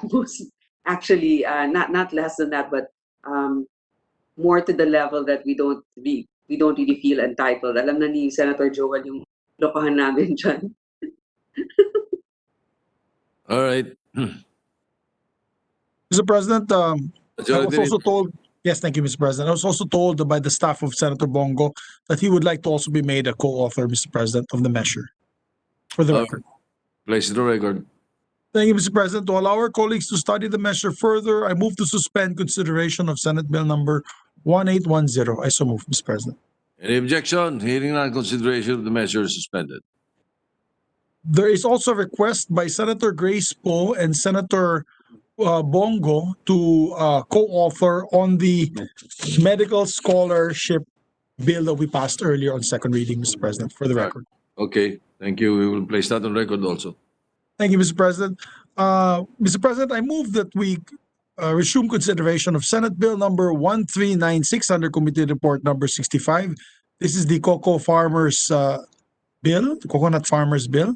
May we recognize, I so move, Mr. President. Any objection? Hearing none, consideration is in order.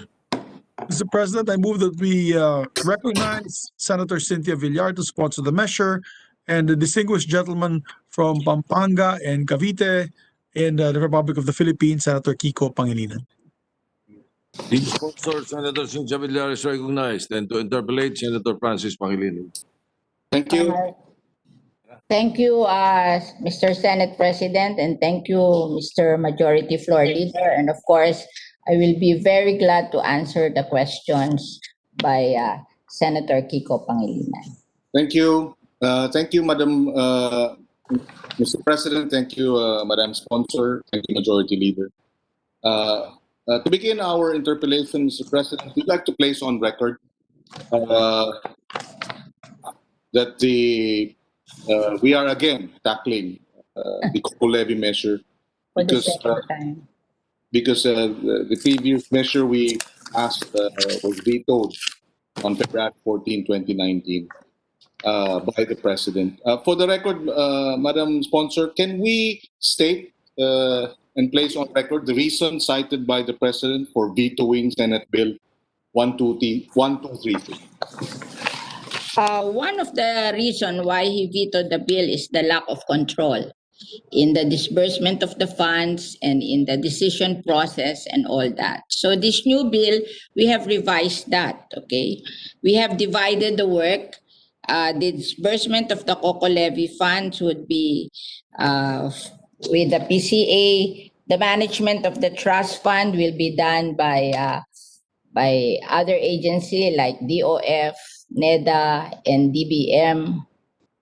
And then the privatization of the cocoa levy assets will be determined by the Trust Fund Management Committee. They will designate the disposition of entities. They will create, for every entity that will be disposed, they will create a committee to take care of the disposition of these cocoa levy assets. Kasi if you look at the assets of the cocoa levy fund, around 75 billion plus interest is in cash deposited by the Bureau of Treasury. But offhand, they have assets like UCPB and the cocoa mills, which they have to dispose, and that is given a timeline of 5 years so that the money can go to the cocoa levy fund and be spent for the development of our poor coconut farmers and our coconut industry. Another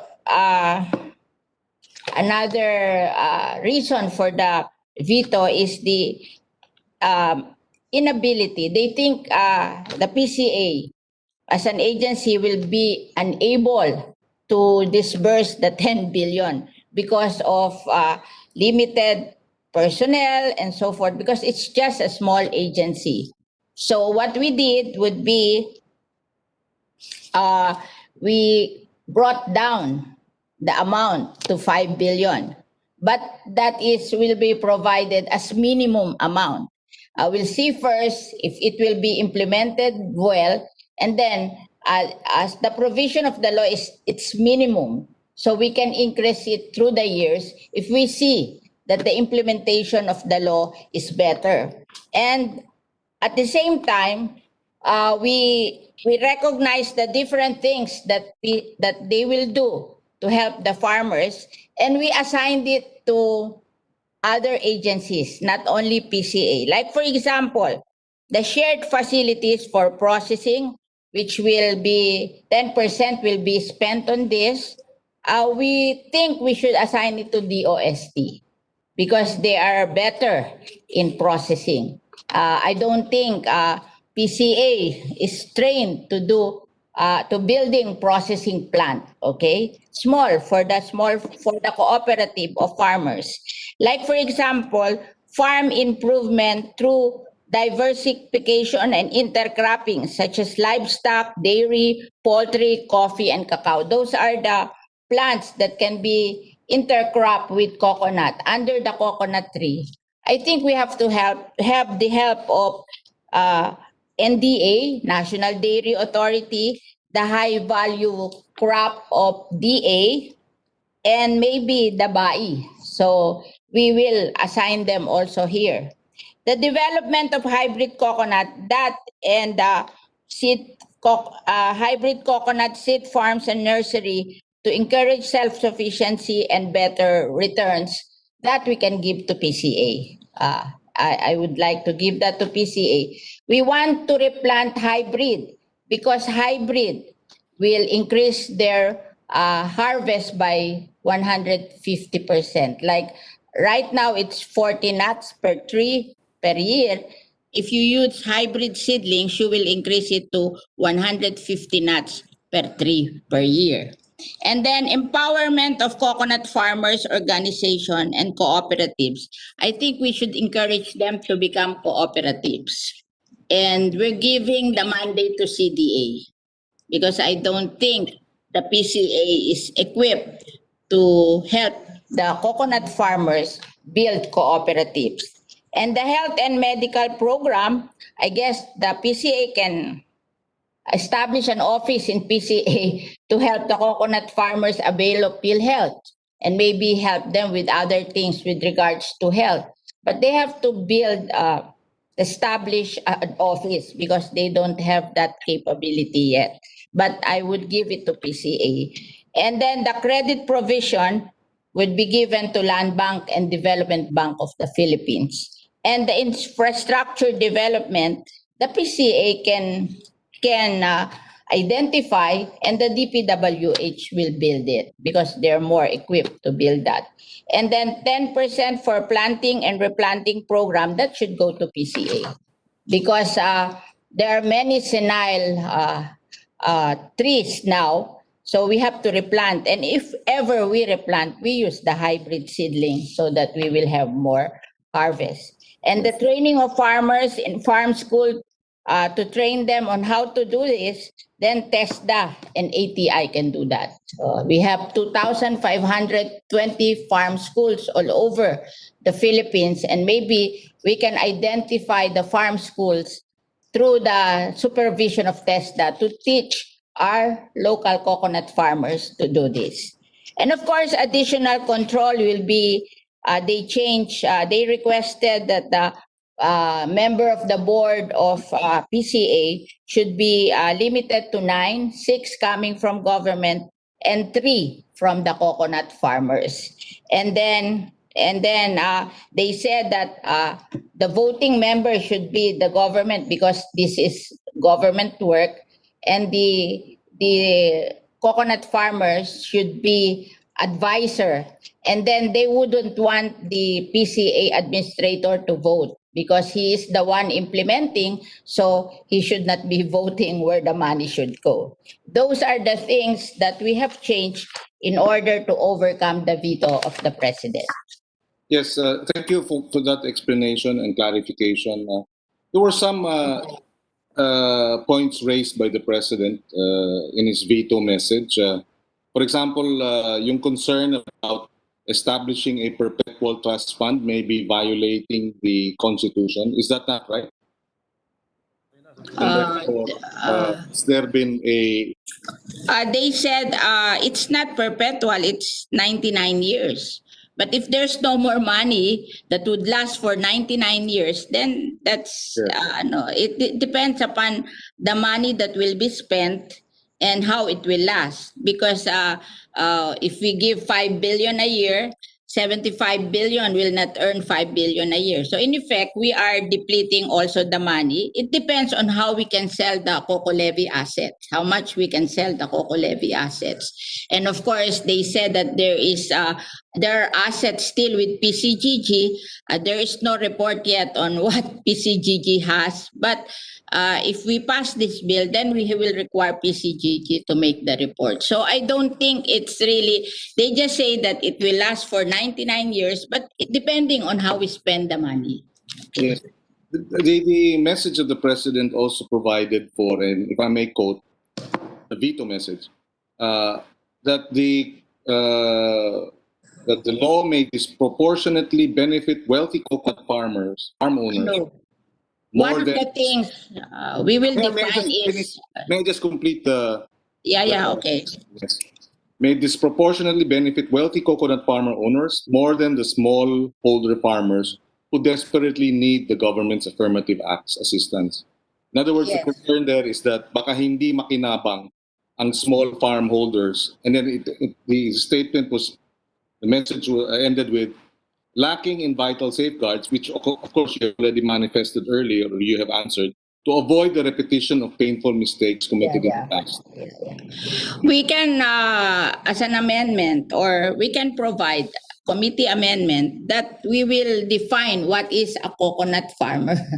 And it's like what we did in the free irrigation system. We limited it to 8 hectares and below. Diba?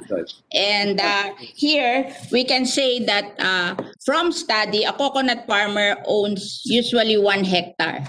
So Yes. we can limit the hectareage of who will benefit from the law.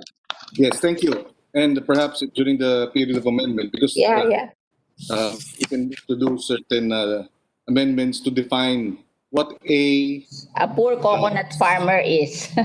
smallholder farmers, because Yes. that's precisely why, one of the reasons why it was vetoed.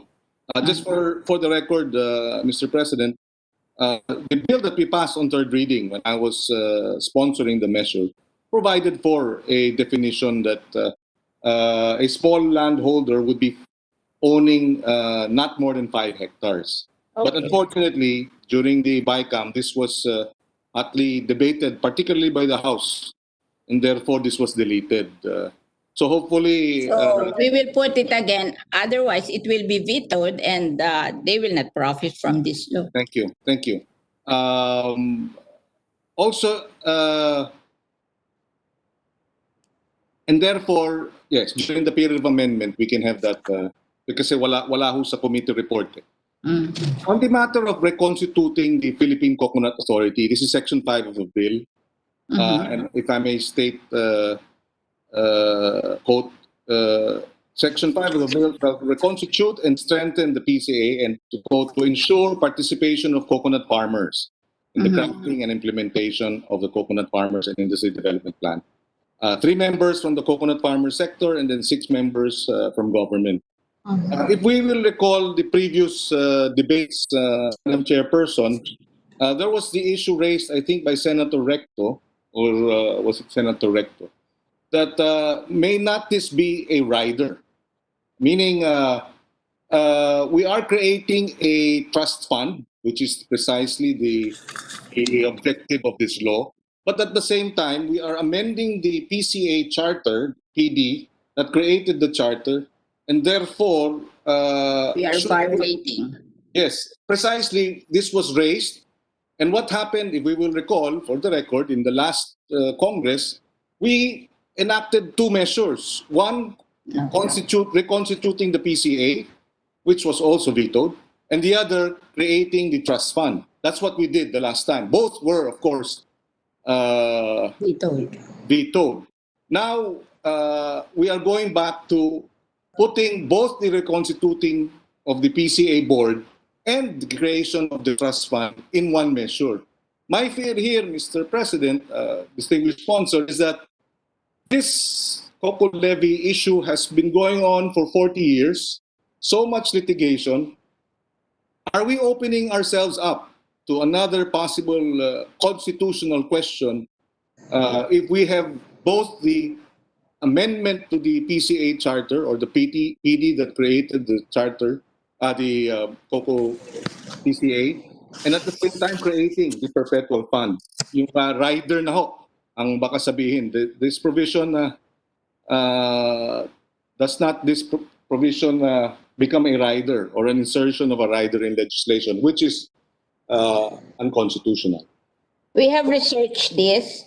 This bill will violate the one subject rule. Yeah. And it says in our research, the inclusion of the reconstituted PCA board in the bill does not violate the one subject rule. Article 6 of Section 26 of the Constitution provides that every bill passed by the Congress shall embrace only one subject, which shall be expressed in the title thereof. Here, not only does the title expressly state the reconstitution of the PCA board, the strengthening of the PCA board is necessary and germane to ensure the proper crafting and implementation of the Coconut Farmers and Industry Development Plan. So this is very necessary for us to be able to implement properly our COCO bill.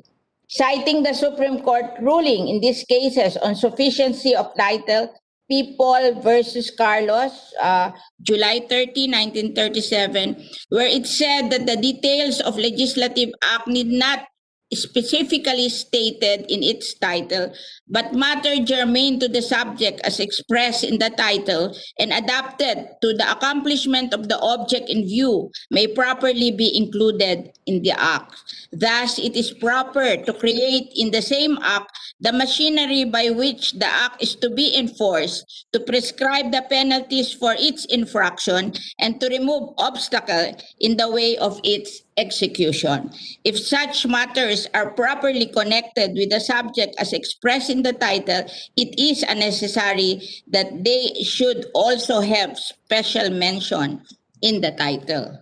And in Sumulong versus Commission on Election, the constitutional requirement that the subject of an act shall be expressed in the title should be reasonably construed so as not to interfere unduly with the enactment of necessary legislation. It should be given a practical rather than technical construction. It should be a sufficient compliance with such requirement if the title expresses the general subject and all the provisions of the statutes are germane to the general subject as stated by the Supreme Court. So, marami pong ruling na hindi naman to against the Constitution. It has been proven that you have to include it in order that the Coco Levy bill, which we hope to help the small farmers and the coconut industry, it's imperative that we reorganize the PCA board.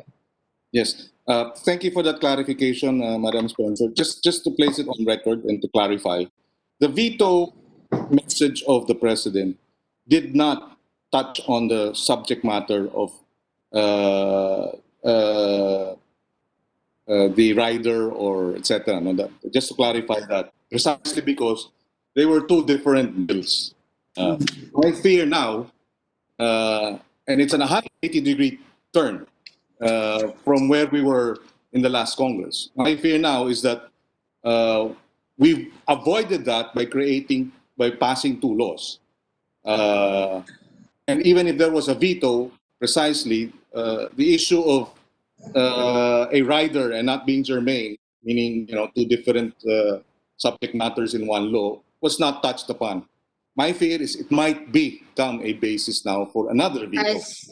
As I have told Senator Drilon, after we pass this bill in the Senate, I will go to the executive department and find out that there should never be any veto because we can change what they're very strong about in the bicameral conference. And that is one area of concern, the veto. The other area, of course, of concern is that you do have a lot of very litigious stakeholders in the coconut industry who might bring this matter before the Supreme Court and question again the constitutionality of the measure and therefore may again delay the release of the funds. That is a concern that I would like to place on record. Yeah. Perhaps some of our colleagues can also ponder and study this, and let's see how we can make sure that everything will be by the book and that we don't get into this litigious, never-ending filing of questions, filing of cases before our courts. If I may move to another subject matter, the Coconut Farmers and Industry Trust Fund. Maybe know what is the latest regarding the total assets and funds that we now consider as the Coco Levy funds and assets?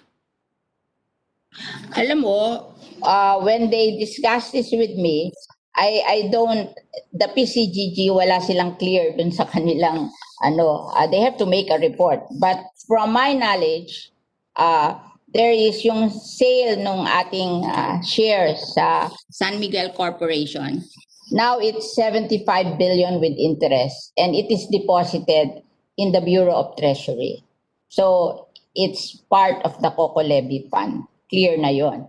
And then when I said, what are the other assets? They are the United Coconut Planters Bank and the Coco Mills. And they said the value is conservatively around 30 billion. Conservative na yon. So 75 billion plus interest plus the 30 billion, the conservative value of the other assets, that's what we are very sure of. Now, what the PCGG can give us as additional is another story. They have to make a report on that. Okay, thank you. Yes, so the conservative estimate would be around 100 billion. But yes, this not, more than 100 billion. This yes. does not include some of the assets that are still being litigated. Yes. These are clear assets of the Coco Levy Fund. The existing Coco Mills, UCPB, and the cash. I believe we may need to have also some sense of precisely what other assets, aside from these two, the 100 billion total, 76 billion. PCGG to make a report. Yes, if we can have that, because my understanding is there are quite a number of meron pang paintings ata yan eh. Meron pang so we need to what I feel is that if we can give this 105 billion to the coconut farmers, that's good enough. We don't have to go through finishing all this litigation, but the important thing is we are able to give something to our coconut farmers and the coconut industry. If we wait for PCGG, it will take a lifetime. So I said that this 75 billion plus interest plus the 30 billion in assets, that's good enough for our coconut farmers, I think, in the meantime. Part of the committee report provides for privatization of a number of assets. May we also know what are these assets that are entrusted with the government? The cocoa mills. They have plenty of cocoa mills, more a little less than 10, I think. And the UCPB, the bank. The bank. Yes, Shares of the bank. The bill that we passed on the third reading in the last Congress, we identified a set of, well, we established a criteria for privatization. Yeah. The committee report, however, I mean, the current committee report does not have the standards for privatization. Perhaps We will make the amendment. We will Yes. make the amendment. There will be a privatization committee for every privatization, and that will be formed by the fund manager. There is this bill is different. Before, it's all PCA and the board. Now the management of the money should be under the fund manager, and I think it will be composed of DOF, DM DBM, and and DOJ.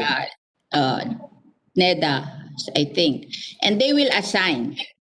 So the one of the question of the veto is the control. So now we're dividing the work. It's not being done by one person, the board of PCA. There will be committees to do it para may control. Yes.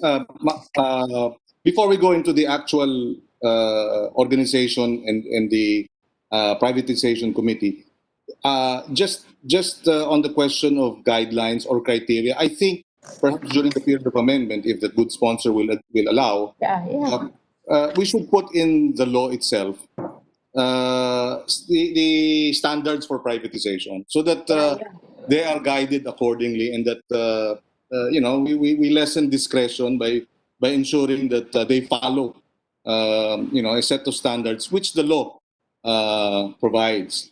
When we passed this measure on third reading, there was a Section 19 privatization of the cocoa levy assets, and it identified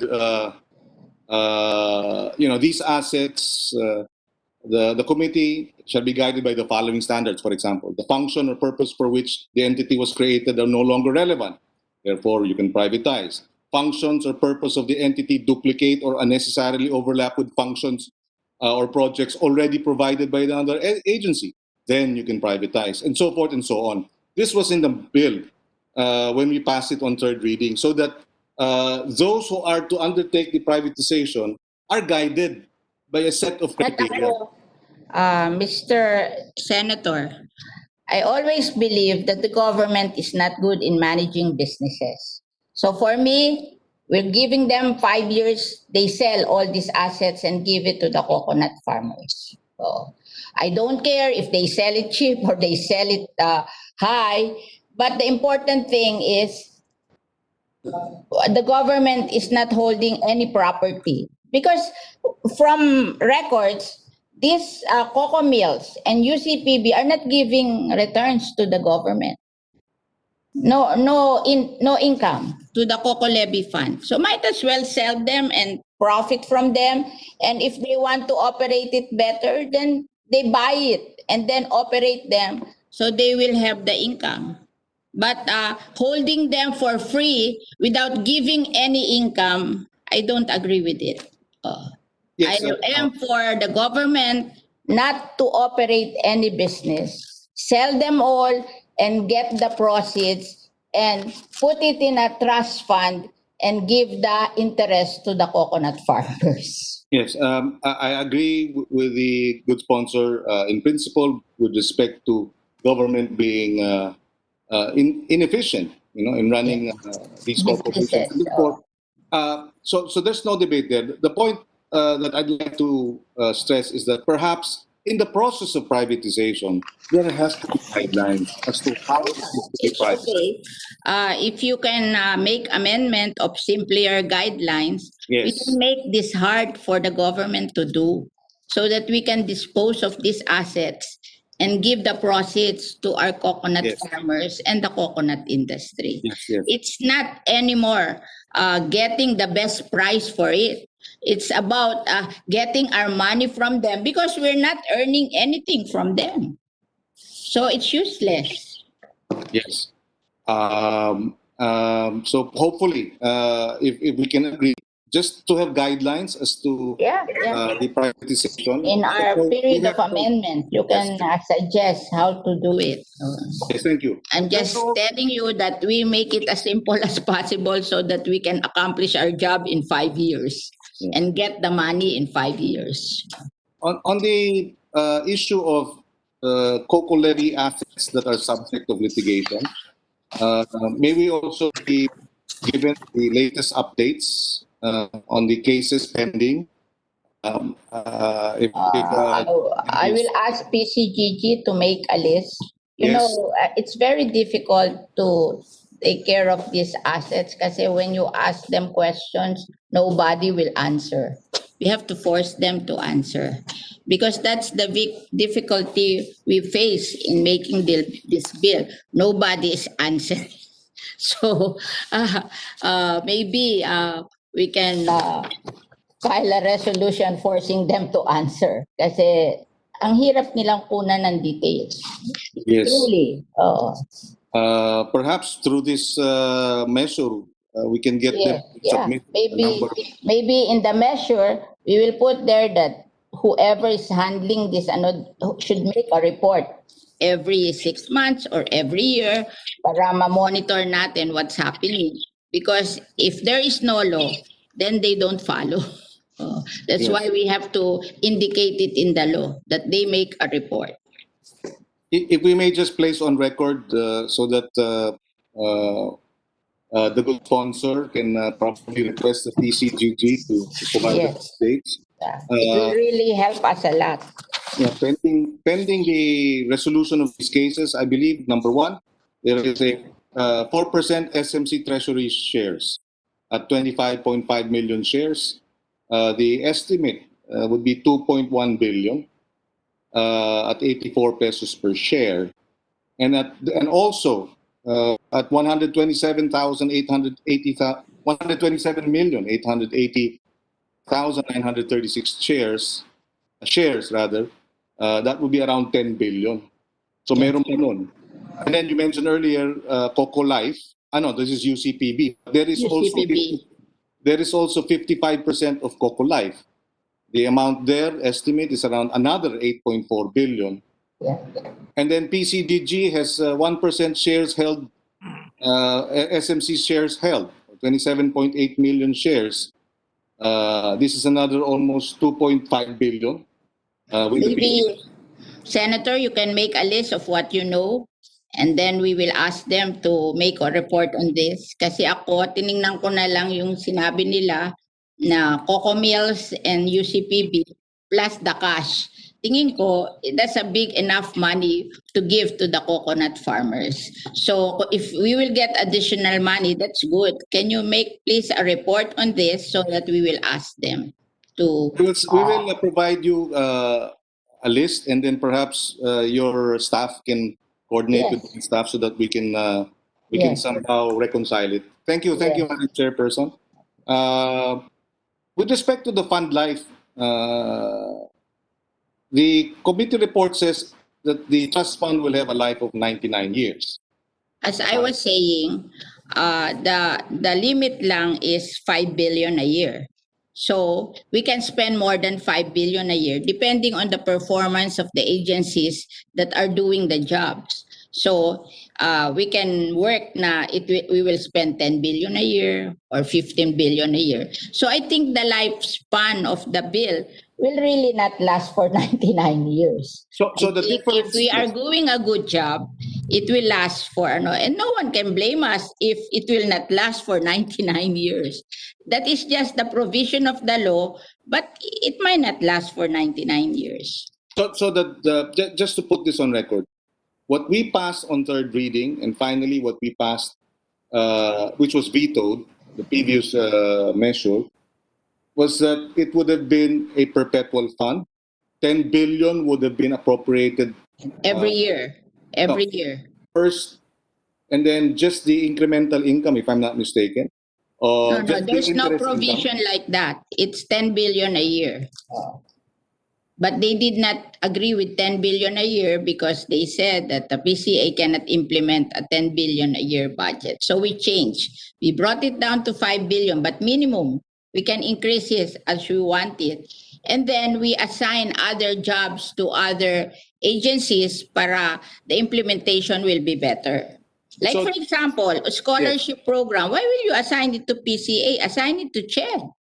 Because that will facilitate the scholarship. I remember yung ASEP, inassign sa DA, binigay sa DA, hindi binigay sa CHED. So, yung mga scholar, hindi nakagraduate kasi ayaw bayaran ayaw ibigay ng DA yung pera sa CHED. Kaya ako, I'm a believer that if you are the one implementing, give the money direct to you para mas madali ang implementation. Pag maraming dinadaanan, lalong nagkakagulo, nagtuturo-turuan. Kaya ako, kung halimbawa scholarship, we give it to CHED. Di ba? And they manage it. Like for example, if yung ibang dito, like for example, encouraging cooperatives. Kasi kailangan natin ng cooperatives for processing. Kasi yung mga bibigay natin sa processing, it should be given to cooperative. It cannot be given to one farmer. It should be given to an association of farmers. So we have to encourage cooperatives. So we will have someone to manage the processing, because processing will increase the income of farmers. Like for example, yung processing of cocoa sugar, cocoa water, yan ang pinaka-in-demand ngayon sa buong mundo. But it cannot be done by a farmer. It should be the cooperative of farmers. So we have to build cooperatives. And so I'm giving the money to CDA to empower the cooperatives of coconut farmers and to encourage the coconut farmers to build cooperatives so they can get the processing equipment and operate them in their communities as additional income. Okay. So in other words, whereas in the previous measure that we passed, it would be the PCA reconstituted that would have all these powers. Yes. Now it will be divided. It will still be the PCA, but the PCA will now decide that. No, not all will be given to PCA because the complaint is the PCA won't be able to do all of this. So we will give it to other agencies which can do it better. And ang maiiwan sa PCA would be the things they can do. When we say maano natin yung complaint that the PCA will be unable to spend all of this money effectively. Okay, how will it work, ma'am, Madam Sponsor? 5 billion a year. Yeah, who will there is decide, a division. How will it be, for example, 5 billion, there is a division 10-10-10. That 5 billion, 10% will go to scholars. Facilities for processing, 10%. We'll give it to DOST. Okay? For farm improvement, diversification, we give it to those who know this. NDA, high value crop, and all that. For development of hybrid coconut seed farms and nursery, PCA yan. For empowerment of coconut farmers organization and their cooperative, CDA. For scholarship program, CHED. For health and medical program, yan yung binibigay ko sa PCA na mag-create sila ng isang office for this. So how so yung credit, diretso sa land bank at saka sa DBP. When we say diretso, ma'am, how is the decision making? 5 billion is allotted every year. No, it's provision of the law. And therefore, it's the provision of the law. You see, in this law, it's a percentage. So kung ilan ang nilabas mo, percentage noon. So I'm not limiting it to 5 billion. 5 billion is minimum. If they increase it, then the money will increase because the percentage will be higher. 10% of 10 is 1 billion, but 10% of 5 billion is 500 million. So it will increase depending on the budget. So the Bureau of Treasury will then Yes. the DBM will now DBM and Bureau of Treasury will give it directly to the agency every year. every year. How will that be monitored by the PCA? What is the how does that They work? will make a report every year. Pero pwede din twice a year, di ba? Oh. So Pwede naman will be- kasi ang so there PCA will ang be- mag-identify but yung mag-i-implement, iba. Diba? Yes, Kasi yes. nakita ko na to nun sa DA eh. Yung scholarship dinaan sa DA, ayaw bigay sa CHED. Eh di walang scholarship. The students are writing us that hindi daw sila makagraduate kasi hindi binayaran yung kanilang mga tuition. So the trouble is nagkagulo yung DA at saka CHED. Oh. So that's the parang yung bureaucracy natin dapat bawasan natin kasi kaya hindi na i-implement gawa ng bureaucracy natin kagulo-gulo.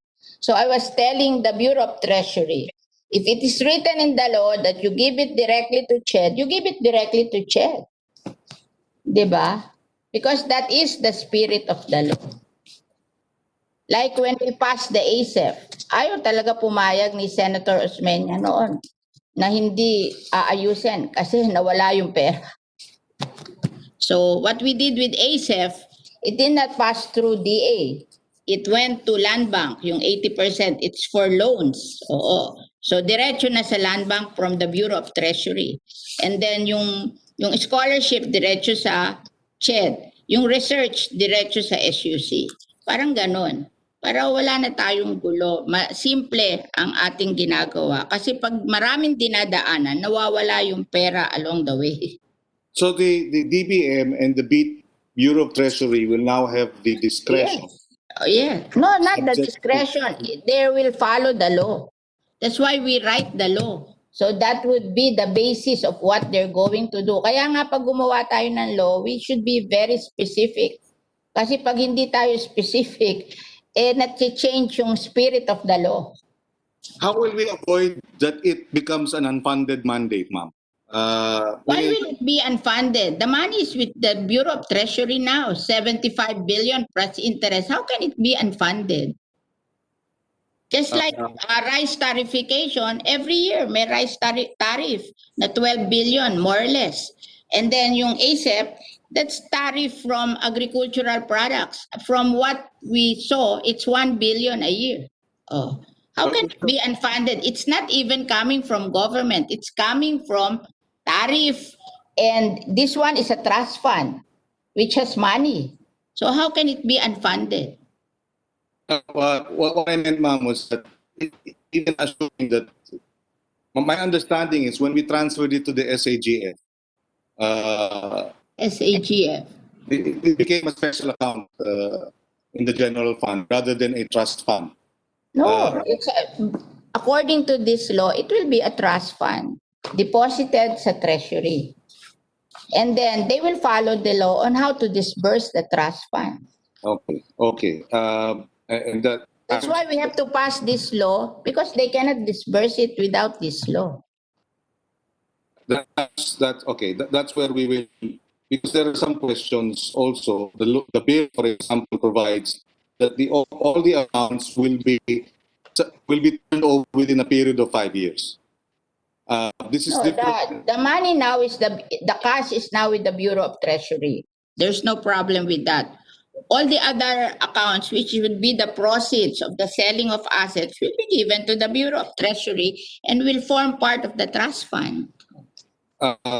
Yes, but the trust fund account the committee report provides that the turnover of the money, including the 76 billion, is automatic as soon as the law is signed.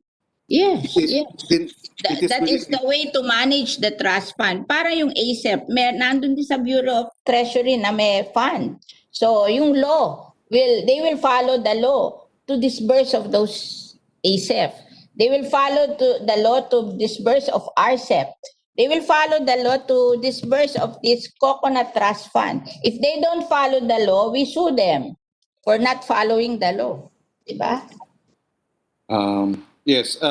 May I just quote part of the provisions of the committee report? For example, my understanding is that upon the establishment of the trust fund, the Bureau of Treasury, which has more than 76 billion in its custody, is required or mandated to remit only 5 billion in the first year. Yes, yes. So the Kasi nga balance, trust fund eh. so the balance of 76 billion Still with them. and can be remitted within that 5-year period, or No. It depends on the decision of the board. How much they will remit, di ba? May PCA board eh. Composed of the six what do you call this? The six department head plus the 3 coconut farmers, di ba? 9 members of the board. So they will decide how much they will remit in terms of to the farmers, to different agencies. It's a percentage. So kung nag-remit ng 6, 10% of 6 billion, 10% of gano'n, nakalagay naman dito percentage, hindi amount eh. So they will just follow the law. Diba? They know it. They've been doing it. In RCEP, they're doing it. They always report that every year na 12 billion daw nakuha sa RCEP. According to the law, they will give 10 billion. 10 billion, 5 billion sa PhilMec, 3 billion sa PhilRice, 1 billion sa sa training, 1 billion sa Land Bank and DBP, and the rest will be decided because there is provision of the law where the excess of 10 billion will go. Yes, So yes. they will Ma'am, here it is. Section 8 of the committee report provides this purpose. This is on the nature and capitalization of the trust fund. For this purpose, any provision of law to the contrary, notwithstanding, all government agencies holding COCO levy funds and/or assets shall transfer any and all monies to the trust fund within a period not exceeding 5 years. Yun nga sinasabi ko eh. That we have to privatize in 5 years.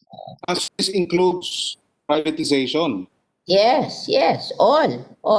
They have to finish the transaction in 5 years. It might just complete the provision. Immediately upon the enactment of this act, the BPR shall transfer 5 billion pesos to a separate trust fund account. So that's the first 5 billion. 71 billion they can now decide in the next 5 years. How does that work now? No, there is a trust fund. The board will decide how much they will give to the project. It will be divided into the projects listed. Now, if the minimum is 5 billion, if they decide to give more kasi maganda yung performance ng mga projects, they can give more. But it will come from the Bureau of Treasury. In the meantime, the money will be there and it will be invested by the committee, the management team. And it says in our law that we want it only invested in treasury bills para nang sa ganon safe yung pera. Yes, and if you invest it in treasury bills, there will be interest, so the money will grow. Yeah, I just wanted that clarified because there is already existing 76 billion cash, Yes. 30 billion in assets. Mm-hmm. So only 5 billion will be released on the first year. Yes, it will remain there as a trust fund. Okay. It will not be touched. It will earn interest. It will be invested in treasury bills and will earn interest. Now, in the future, if they decide to give more than 5 billion, they can do so anytime. Okay, in the following year, for example, the provision of the law is minimum 5 billion, but it can be increased. Kasi kaya lang nila ayaw magbigay ng malaki, sabi nila hindi kayang implement. Eh di tingnan natin kung hindi ma-implement. Kung na-i-implement naman, di magbigay ng malaki. Di ba? My concern there, ma'am, is there seems to be discretion with respect to all monies being turned over to the trust fund within 5 years. In other words, for 3 years, they choose not to give the 76 billion portions of the 76 billion cash because they have 5 years to do it anyway. unlike in the law which we passed previously, upon the enactment of the law, it will be placed in a trust fund, and they have, if I'm not mistaken, 90 days to do an accounting. 90 days to do an accounting, but money already available will be immediately turned over. There's no 5-year. There's no 5-year.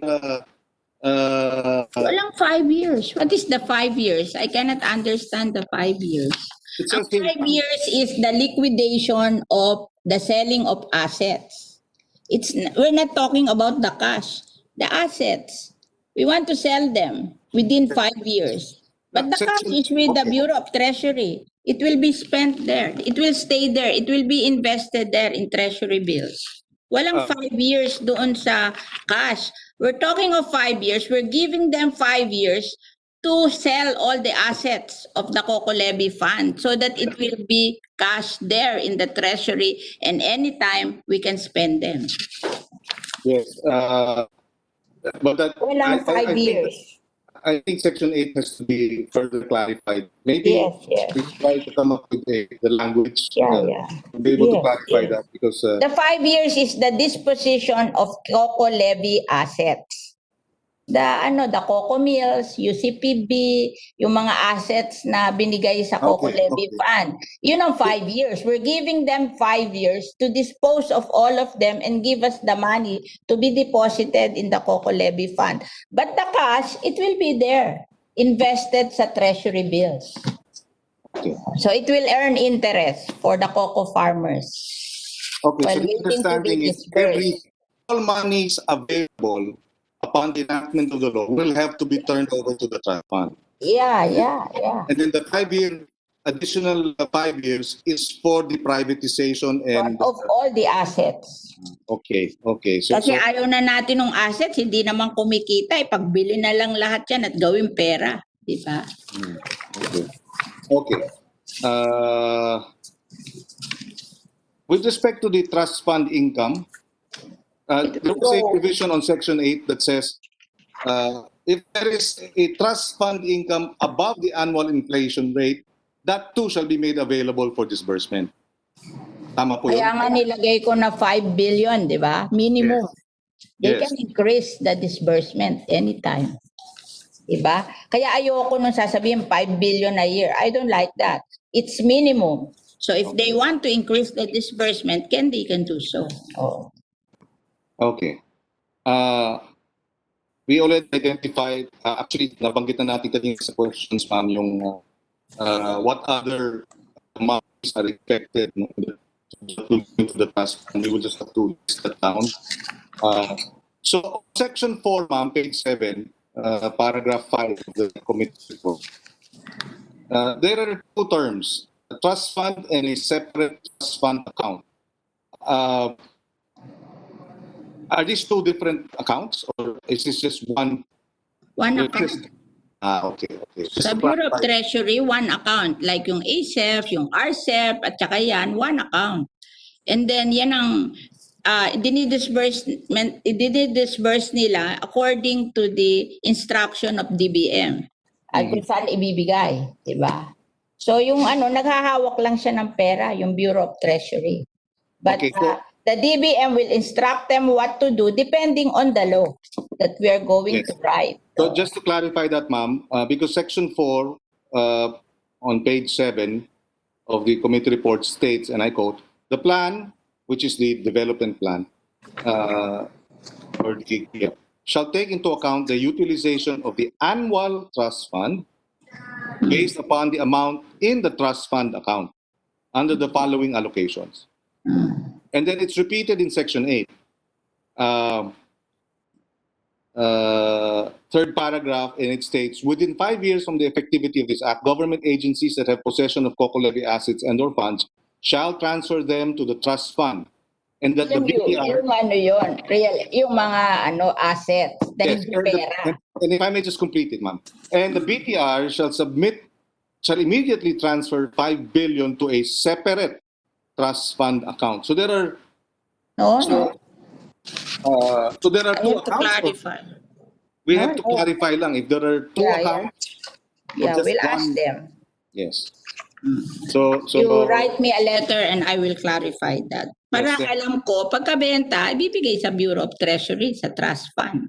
Okay, so And that has then, to be, hindi gagalawin yun, i-invest yun, tapos mag-iintay siya ng instruction sa DBM based on the law, how to disburse. Diba? okay. So it is, so the idea is there is just one trust account. One trust fund, yes. Thank you. In the area of privatization of non-cash COCO levy assets, if I recall correctly, when we passed the measure, which was vetoed, it was the privatization management office of the DOF that was designated to do the privatization of non-cash COCO levy assets. In other words, one office under the DOF, which for purposes of effectively monitoring it, we put it under that entity. In Section 3D and definition, and then Section 8, and then Section 14 of the committee report, there is this designated disposition entity. Yes, entities. Oo. That will be assigned to dispose. Oo. DDEs. Oo, yeah. And that would be given authority by the Trust Fund Management Committee. Kasi they are the ones managing the money, so they authorize you to sell. Oo, to sell. And then pag nabenta mo, bibigay mo doon sa trust fund. So instead of the privatization Yes. management office, They created this one, designated disposition entities. may we know why we decided to create a separate entity rather than just have the privatization? I think they want to be efficient. Under their control yung magdi-dispose para kasi minsan yung mga asset privatization, ang hirap-hirap niyang mag-implement eh. I think kasi 5 years lang eh. You're given 5 years. That's why you should be aggressive in selling the assets.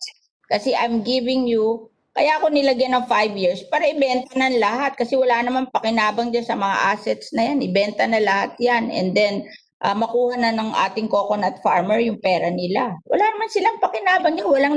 Walang nagbibigay ng income eh. None of them are giving us income. So why do we have to hold these assets? Mga coco mills, walang income? Yes, I understand that, ma'am. Ikaw, ako, negosyante. Di ako naniniwala na yung mga coco mills walang income. Di ba? But who will this designated disposition? I think kasi itong Trust Fund Management Committee, ito yung DOF, NEDA and DBM. Ano naman to mga tawag dito? Mga secretaries. Yes. With the permission of Senator Yes. Rico and Senator Cynthia. Yes. Lon is recognized. Yes, Mr. President, I hear the debate about creating another disposition entity, and the good Senate sponsor said, anyway, it's only for 5 years. Mr. President, I have experience with the Asset Privatization Trust under the Department of Finance. They are a group of professional people with vast experience in privatization. They do not, if you give them this function, they will need no learning curve. Yes. They are well equipped. Ako, if you want to amend the law to give them the function, that's okay with me. My Good. only concern is to be able to sell it in 5 years para tapos na yung problema natin. We can mandate the PMO to sell it in 5 years. Yes. Entity. No So thank problem you. with me.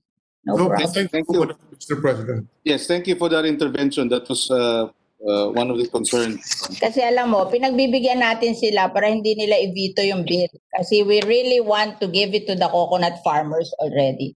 I don't want any veto anymore. It's so hard to pass the bill. Why will they veto it? Kawawa naman yung coconut farmers. They are the poorest in this country. On the average, they earn 1,500 a month.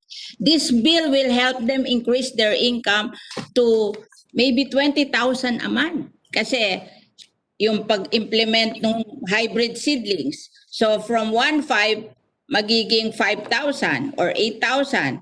Pag na-implement yung yung intercropping, that's additional 10,000 a month. So 15,000 na. Pag na-implement yung processing, that's additional income to the coconut farmers. So gusto ko lang na maibigay na sa kanila para kumita na sila ng malaki kasi nakakaawa sila.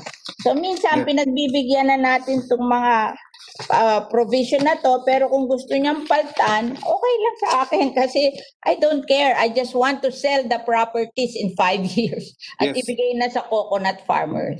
Yes, thank you for that manifestation, ma'am. We will prepare the necessary proposed amendments and at the proper time we will introduce it.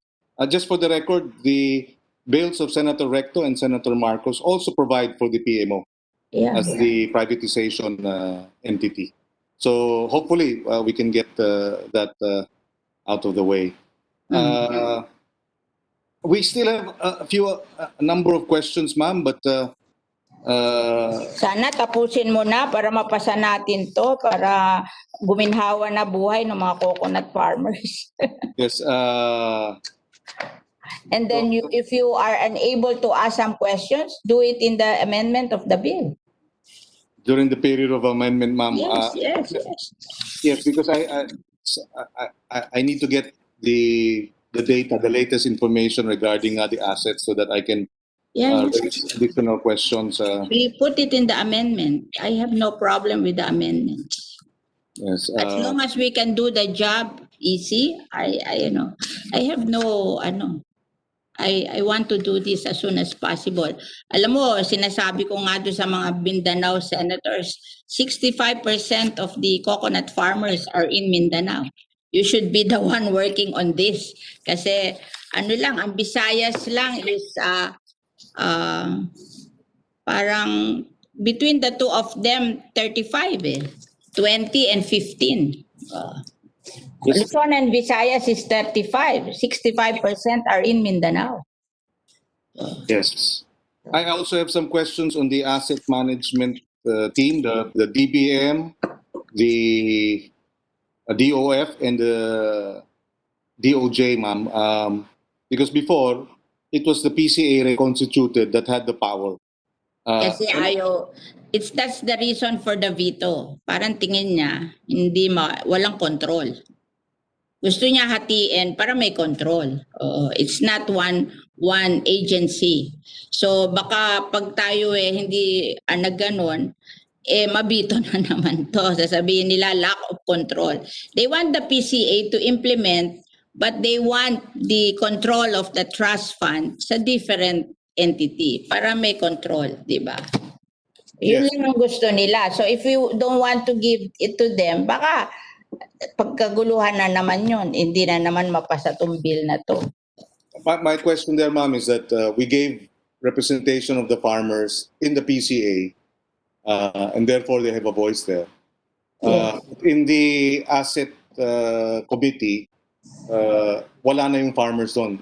Alam mo, yung gagawin ng asset committee, babantayan lang yung pera sa Bureau of Treasury. Di naman pwedeng i-invest to other things yun kasi provision of the law, it should be invested in treasury bills. Nilagay ko nga yun para hindi magalaw And pag in-invest mo sa treasury bills, that's the utang of the national government. That's the most safe investment in this country, di ba? Treasury bills. Para hindi bayaran niya ng gobyerno, bumagsak na yung gobyerno, di ba? So hindi naman nila madadala kung saan-saan yan Yes, ma'am, if I may request lang, kasi meron ng additional information that I need to have. Yeah, it's okay. If we can suspend today and we can resume tomorrow, ma'am, if it's okay with you, so that I can. If you can, we can discuss it personally and maybe put it in an amendment so that we will not be delayed. I just want to pass this kasi talagang nalungkot ako nung binito. And yet, in a way, maganda rin yung veto kasi na-change natin yung tingin niya na lack of control.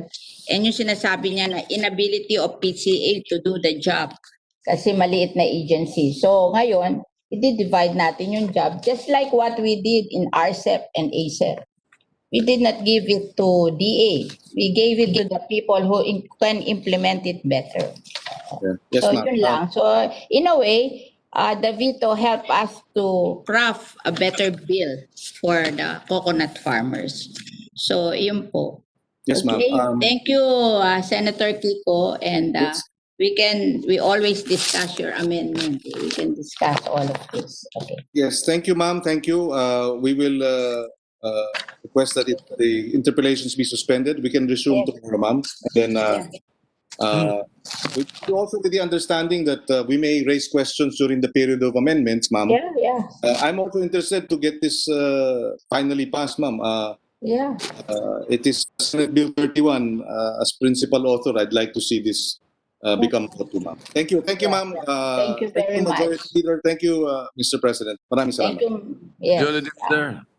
I think Senator Mr. President. Bongo would want to interpolate. Mr. President, Senator Bongo also would like to be recognized, but if he wishes to do it tomorrow, it would be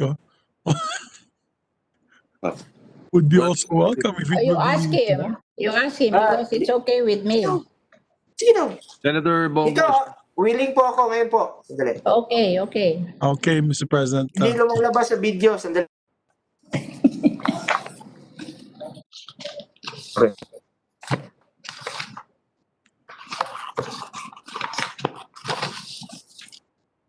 Mr. President, I thank the good sponsor for answering sufficiently the questions that I was supposed to ask regarding the veto message of President Duterte. Maalala ko po, Madam Senator from Las Piñas, nabanggit po ito na ni President Duterte sometime na Last year.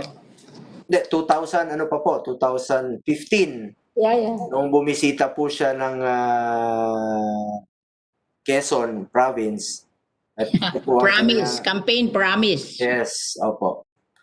So talagang priority po natin na ito, lalo-lalo na po ang makikinabang po sana yung mga less fortunate farmers natin.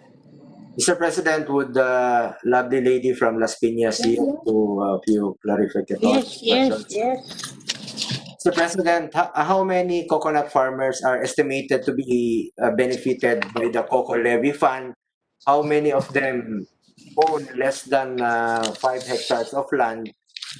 How will we ensure that the benefits of the Coco Levy Fund will redound to our less fortunate farmers? Importante po siguro natin ang mga naghihirap na magsasaka ang makikinabang. The latest figure is 2017, 2.4 million. And they came from 67 provinces, coconut producing provinces, 5 cities, and 1,346 towns in the Philippines. There are only 1,550 towns in the Philippines. They come from 1,346 towns in the Philippines and 67 provinces. There are only 81 provinces and they come from 67 provinces. And 65% of them are coming from Mindanao. And 35 is divided between Visayas and Luzon. I think 20% ba ang Visayas and then 15% ang Luzon, or the other way around. But between the two of them, it's 35%. And 65% comes from Mindanao. Mr. President, with the permission of Senator Villar and Senator Bongo, Mr. President, may I just intervene and ask? Yeah, Mr. President, it's also very good that Senator Bongo is raising this issue because I'm afraid that the last thing we want to happen is this measure be vetoed again, Mr. President. And that's why it's very important that Senator Bongo is also active in the discussions of this measure so that we can make sure that we address the issues that brought it to the veto, brought it to being vetoed by the President. So, importante po yan para hindi po tayo mag-aksaya ng panahon. So, Senator Bong, we are happy that you are participating this time Sir, Mr. President, thank you very much. Thank you, Majority Floor Leader. Wala po yung sinabi nyo. Yun po ang gusto nating maiwasan na veto po yung priority measures natin. Lalo-lalo na po makikinabang yung mga mahirap. Mr. President, another question. Do you think that the current initial funding in the current measure is enough to be able to uplift our less fortunate coconut farmers? What are the safeguards to ensure the sustainability of the trust fund and ensure that immediate help will always be given to our less fortunate farmers? When we allotted 10 billion, it was one reason for the veto, because they said that 10 billion cannot be, the PCA will not be able to implement a 10 billion program. So we limit it right now in the beginning at 5 billion. Sinabi ko nga na hindi naman natin sinabing 5 billion, minimum of 5 billion, just to show that after 1 year, we can prove that we can really manage to implement the program and maybe bring it up in the incoming years. And yung 5 billion na yon nakalista. And so that they will not say that PCA will be unable to do it. Yung iba na kaya namang gawin ng ibang department, we will give to the other department. As I've said before, yung ating yung scholarship bibigay natin sa CHED, o yung processing bibigay natin sa DOST, mas magaling sila doon. Yung cooperatives, yung empowerment of cooperatives and ng cooperatives to CDA, para hindi sabihin na hindi kaya ng PCA. Yung lending, DBP and Land Bank. So the rest, we give to PCA. Infrastructure, we give to DPWH. But ang PCA kasi ganyan din yung ginawa namin sa sugar. Binigay nila sa DPWH kasi hindi nila ma-implement. But the power of listing where they want to build these roads would be given to the PCA kasi mas alam nila kung sino may kailangan, di ba? But the building of the roads, it's DPWH. Just like in the Department of Education, ang namimili na itatayong school building, DepEd, pero ang magbibuild ng school building, DPWH. Parang ganun. Thank you, Mr. President. Finally, I would like to reiterate my support for the passage of this measure for the benefit and interest of our less fortunate coconut farmers. I would like also to request that I be made a co-author of this measure. Thank you, Mr. President. You're welcome, Senator Bongo. Thank you for participating, and maybe our majority floor leader can make a manifestation that everybody who wants to be co-author of this bill be made a co-author of this bill. Yes, Mr. President, I would like to be made a co-author as well. We've been pushing this bill already since the 17th Congress. Nabuhay, namatay, nabuhay ulit. Ngayon, buhay na naman. Kaya kailangan naman talaga natin to, Mr. President, for the coconut farmers. The good sponsors, absolutely right. Mindanao is probably 60% of where the coconuts are coming from. And of course, Southern Tagalog, Bicol, all these And people need the Eastern support. Eastern Visayas.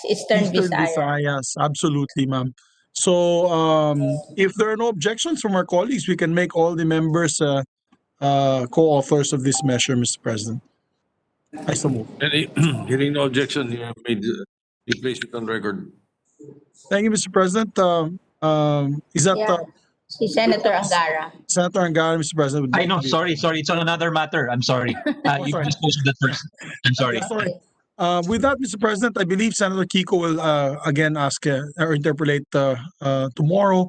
I move to suspend consideration of the measure. Mr. President and Majority Floor Leader, and to Senator Kiko. Thank you. Any objections? Consideration is suspended. Mr. President, we'd like to recognize Senator Sani Angara for some updates on the budget, Mr. President. Senator Sani Angara is recognized. Thank you, Mr. President. Majority Leader, just to remind our colleagues, we begin our committee hearings with the DBCC presentation or budget briefing scheduled for 10 a.m. tomorrow up to session time, and on Thursday, to continue on Thursday also at 10 a.m., Your Honors. We'll be circulating a schedule. It's almost finalized. I think Senator Drilon wants to ask something, Majority Leader. Starting Yes. at 10 o'clock. 10 o'clock. Yes, Mr. President. Senator Dillon, 10 o'clock. Perhaps Senator Lacson and I can join around 11 o'clock after the Lakers game. Senator Dillon is recognized. Yes, Mr. President, would our chairman of our finance committee consider a more relaxed, not really relaxed, but a schedule which will take into account committee hearings during our suspension of our session?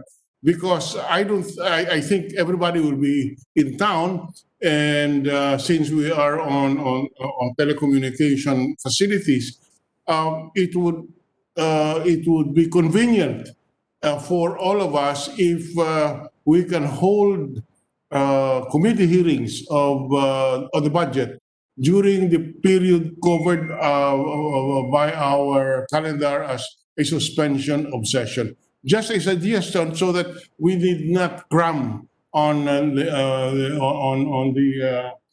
study the different budgets, especially of the bigger departments, and space it out during our suspension of our sessions. I broached this to a number of our colleagues, and they endorse it to the good chairman for his consideration. I can fully understand the suggestion of Senator Dillon, considering that he's the one interpolating everyone's of the departments. Yes, Mr. President, if I may respond. Yes, Senator. Yes, Mr. President. I fully agree with the minority leader, and in fact, that is the plan. At least for the, I think we adjourn on October 16 or sometime in the second week, no? So the vice chairs are free to have their hearings up to I think early November, if I'm not mistaken. But according to the LBMRO, in order for us to sponsor the committee report on the first day of resumption of session on November 16, they need a few weeks to finalize all the committee amendments made by the vice chairs and the senators, Your Honor.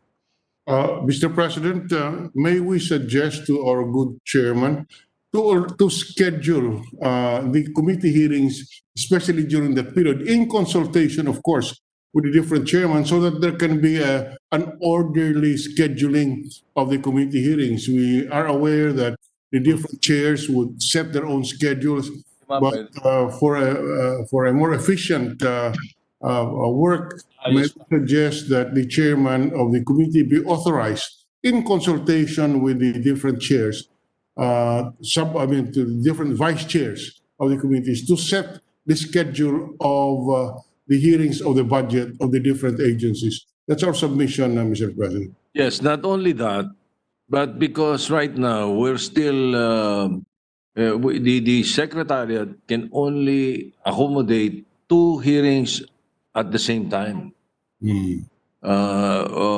based on the teleconferencing. If it's not teleconferencing, if you want to do it physically here, then no problem with the number of hearings you want, or the committee schedules. But when it comes to teleconferencing, at the moment, they're still fixing it. We can only accommodate 2 at a time. 2 hearings at a time. So the call of the minority leader is well taken, and I hope the chairman of the Committee on Finance, Senator Angara, will coordinate with the secretariat well on the schedule. Yes, Mr. President. Of vice chairman. Yes, Mr. President. In fact, they're doing that right now, and I think they're avoiding any possible conflicts. I think they're at the most 2 at the same time, and as much as possible, no major agencies at the same time. So if ever there is a department, it will be smaller agencies in the other hearing, so that members will not be torn which to attend. as much as possible, no, Mr. President. Thank you. Yes, thank you. All Thank right. you, Mr. President. Thank you, Mr. Chairman. Thank you, Mr. President. Mr. Raising his Chairman, hand, Mr. President, I think Senator Recto was Senator, raising his hand. oh no. No. Majority Leader, one more matter. Yes, I believe you're supposed to elect Yes, someone. Yes. I would like to move for the election of Senator Grace Poe, who is a member of the committee, as one of the committee vice chairs. Mr. President, I so move. Any objection? Hearing none, Senator Grace Poe is elected Vice Chairman of the Committee on Finance. Thank you, Mr. President. Thank you, Majority Leader. Thank you, Mr. Chairman. Thank you, Mr. President. Mr. President, with the permission of the body, I move that we proceed with the Senate President's designation of the conferees on the part of the Senate to the Bicameral Conference Committee on the disagreeing provisions of Senate Bill number 1365, Mr. President, and House Bill number 6910. I believe this is an act institutionalizing the Alternative Learning System, or ALS, Mr. President.